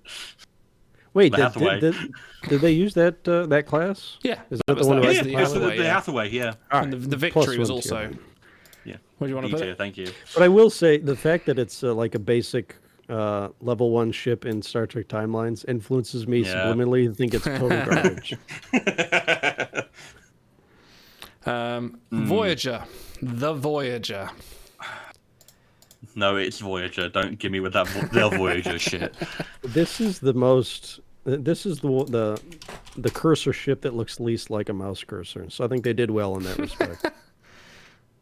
So you know how I was talking about looking good for every angle? The Voyager, the Intrepid class, you rather, said I should it. say. The Voyager. The Intrepid class, I should say. There are some angles where it looks a bit awkward. Yeah, it's not. I think the secondary hull is a little bit like lopsided. It's a chunk. Like people always say, like, oh, the D is the fat one. This is more like the slightly chunky one. This is the one that's well, it's just a bit lopsided. It's not distributed evenly. This is the starship that's got to its mid-30s. Heyo, and there's its weight is starting to catch up to them, and they have to put in a bit more work to stay relevant. This is that's what it is for me. But it does have folding nacelles. Yes, the ultimate cool. I think for the that might 90s. be. No, I think that might be more dumb than cool, though. It is. It's like, pretty does dumb. it do I like anything, it. or just go? Well, the explanation was always that it was meant to get around the damage that warp engines were doing to subspace. That was always the explanation. And you know what? We had to give it massive points because just like the NX-01, you see so much of Voyager. You see everything from like the holodeck lab down to like that bit on deck 15 in Good Shepherd where you see that one guy just hanging out hitting power relay buttons. The amount of I don't know. I like Voyager's interior, especially. I like the bridge, although I think that the captain and first officer seating design is a bit odd. But I like the way it's staggered. I like the interior design a lot. Like it has that 90s aesthetic without being loungy. I don't know. I give it an A. One thing I'll give it credit for, even though we rarely see it used from the outside, we see it more on the inside in the later seasons when they're doing Delta Flyer. I like the way that it's got actually a landing deck for the shuttle bay because it feels like a modern day sea sailing ship with the big landing deck. When you're landing planes, they don't go right into the hole. They actually have a. You need a little bit of space to maneuver. Yeah. Yeah. So I do like that about it. Also, it's got the classic when their phasers come around the little thing and then meet and then shoot out from there. Yeah, the strips. Yeah, that's great. It's a cool design. Is it an A? I'd give it an A. I'd give it a B, but I'm hearing A. I'm hearing A. Well, to be fair, I also think you have the Defiant too low. I would put the Defiant as an A. As an A. Oh well, we did hash that one out pretty good. So I love the Defiant. I think its design is so unique. It's got so much history and so many cool feats and stuff that no one's ever seen. It handled more unknown stuff than probably all these ships. So and you have to give it we were talking about how cool it is when ships get blown the fuck up. Year of Hell, you see that thing get blown to shit. You really do. Oh, hold on. Big says when that entire Beck blows out. For blue mode, the fact that we actually see it land more than once. Yeah. Oh, and you know what? There's one episode where they have to take it down and do the refit, and you see them take off the top of the nacelles. You see all the warp coils lined up and shit. That's cool. Oh, I don't remember that one. I think it's. I'm trying to remember which one it was. Yeah. Oh, it's Body and Soul. Yeah, it's Body and Soul. It's the one where that's because that's the explanation for why Voyager can't go and help them. Stop looking at the dead bird idol. How about I can't help it. She's fucking eating his head now. So, bird watch. The Vulcan ring ship. What's the name of it? I know there's a version of it called the Soleil. I think it's the Sirach class. There we go. Here it is. Yeah, this one. Yeah, they call it like Navarre in. Well, we're going for this. Navarre. Yeah, lines, but I think it's also got a different classification. But it's this one. It's not the weird globe one. No, this I like this. It looks so non-functional though. You'd think Vulcans would be a little bit more function over form, and this is like form over function. The original concept of the ring is it's the precursor to the warp. Is instead of having warp nacelles, so that's what's providing the jump into the. Well, yeah, because it's meant to be evocative of what is it, the XCV? Yes, that version of the Enterprise you see that has like the warp ring we rather than the bridge of yesterday. Yeah, which is cool. Yeah, it's got a tiny I like little, this design a lot. Tiny little failure point down where it meets the ring, so I don't like that. Yeah, that's a bit odd. Yeah, there's just a little divot there. You know what? You have to give it points. It's still AM's in service in the 24th century in lower decks. So it's true. Clearly, it's a good design. It's very logical. Why would you upgrade? If we've designed a ship to service for the last 700 years, like why? No. They're not full of style. And I really like that episode. What is it? Impulse, where you find the ship full of like dead Vulcan zombies. Oh, which is yeah, cool. Yeah. Yeah, I'd say a B. It's C.5 to me personally. C.5. That sounds like a B. I don't think you see it enough for it to be a B. I'd probably agree with C. I like the design aesthetic a lot, though. Look, it doesn't look half as sweet as a Bajoran light ship. It's not as like the lines aren't as great as the Decora ass. It's not as obviously defined. It's not. I wouldn't put that in the same tier. So I think it like is one step below that. It is cool. Yeah. Van Cat's just left a baby bird and fucked off now. Just looking great. There's all blood all over my floor. It's for you. Thanks. It's for you. We got 2 ships to go, and then you can clean your carpet. I'm gonna need to wee. What's this next one? 'Cause I can't recognize it. It looks like a. It's the whale. Oh, it's the whale probe. It's some kind of Johnson. It's the suppository. D. This is not a ship. This is not a ship. This is a Rama. This is sound Arthur C. effect Clarke and a in the MacGuffin. This is Arthur C. Clarke's Rama. Like this is. What's the purpose of the ball drop? Like, It's the communications array. It's a cigar with a disco ball. Like, come on. Like, are we ringing in the new year with the whale probe? What's going on? No, you don't understand. You take it as a suppository. Yeah, I guess, but that doesn't explain the dangle. I don't like the dangle. This thick? Fantastic. Yeah, there you go. That's appropriate. That's exactly what it is. It's pretty dumb. Yeah. It's a D. Like the sound effects it makes are really cool. Though it does that like Cracky, can you just effect it makes when it's approaching Earth.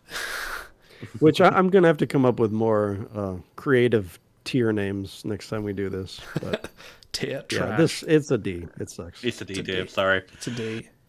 Jaeger. Jaeger. It's fucking D. Hey. Look at it.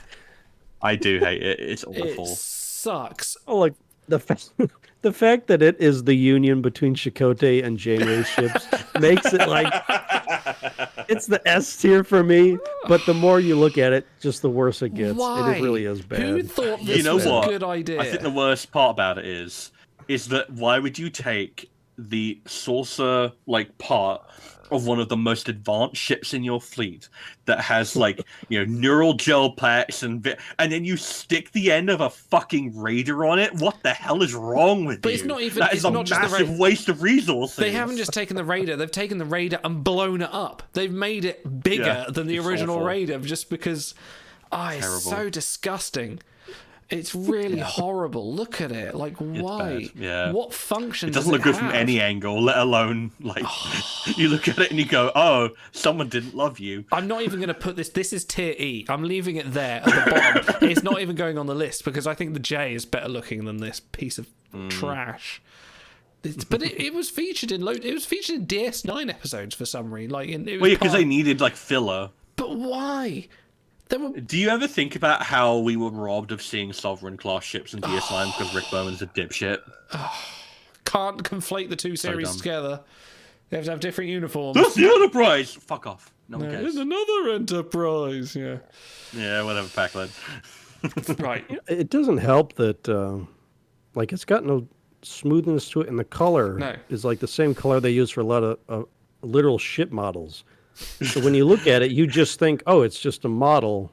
Like, yeah, the color brown is not something I should really be seeing on a starship. I should see bronze. I'm okay with bronze because the Discovery is very bronze. At least if they painted it, you might brown? not immediately think physical model. So yeah, it's awful. Hmm. Yeah, Actually that's terrible. bad. Yeah. Well, what do we think of this list? Apart from I'm the happy with Sovereign, Sovereign should be S. Nope. Yeah. The people have spoken. What do they know? I'm surprised the Discovery is a B tier. I figured that Auto would have like talked that down to a C. We discussed it.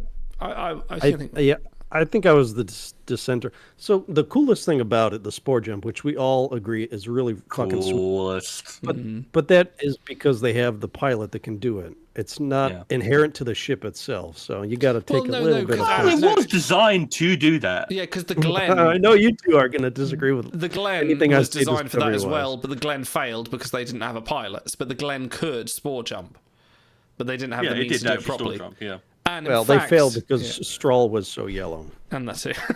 Yes, Well, I think they failed because Ripper got free. I think that's actually And the that's it, reason yeah. why.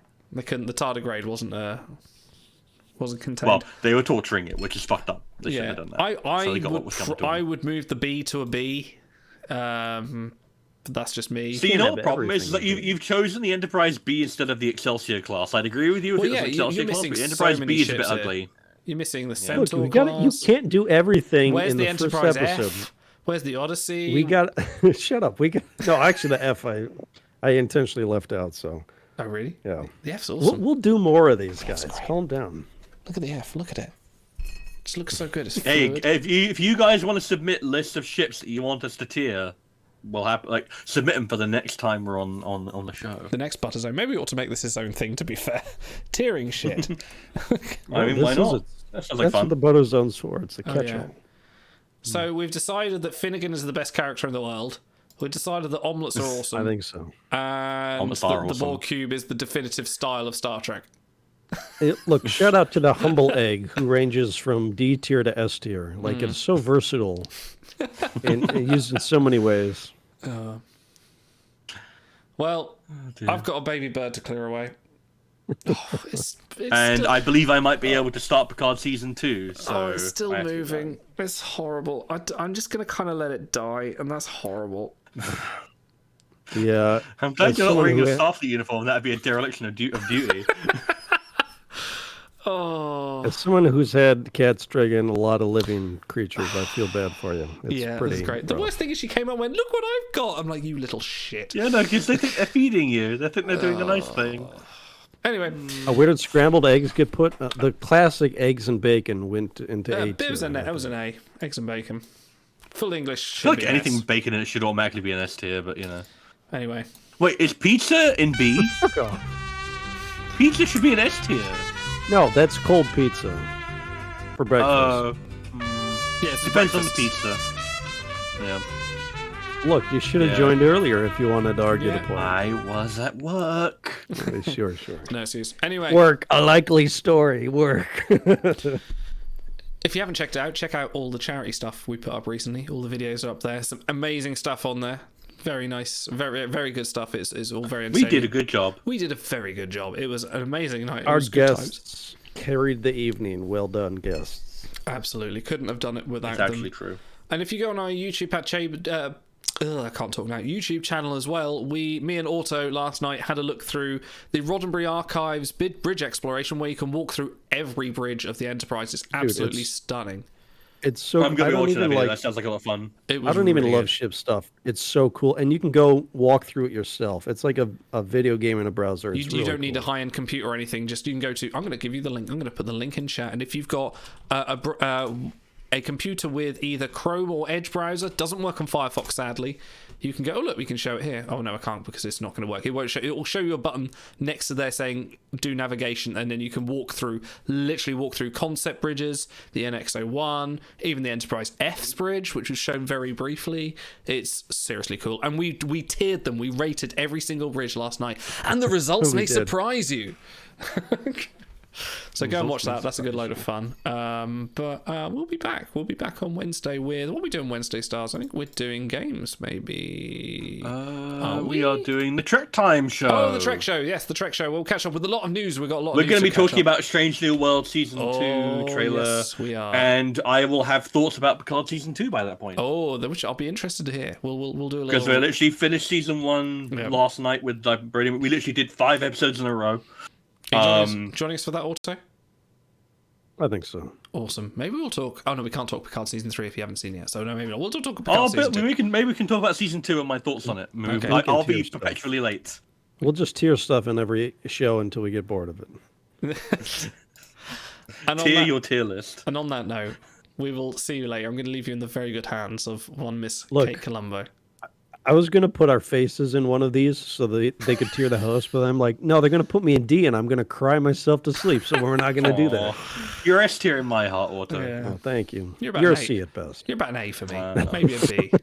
All right, see you later. Ta-ra. Where were we here as kids? I think I'm a detective.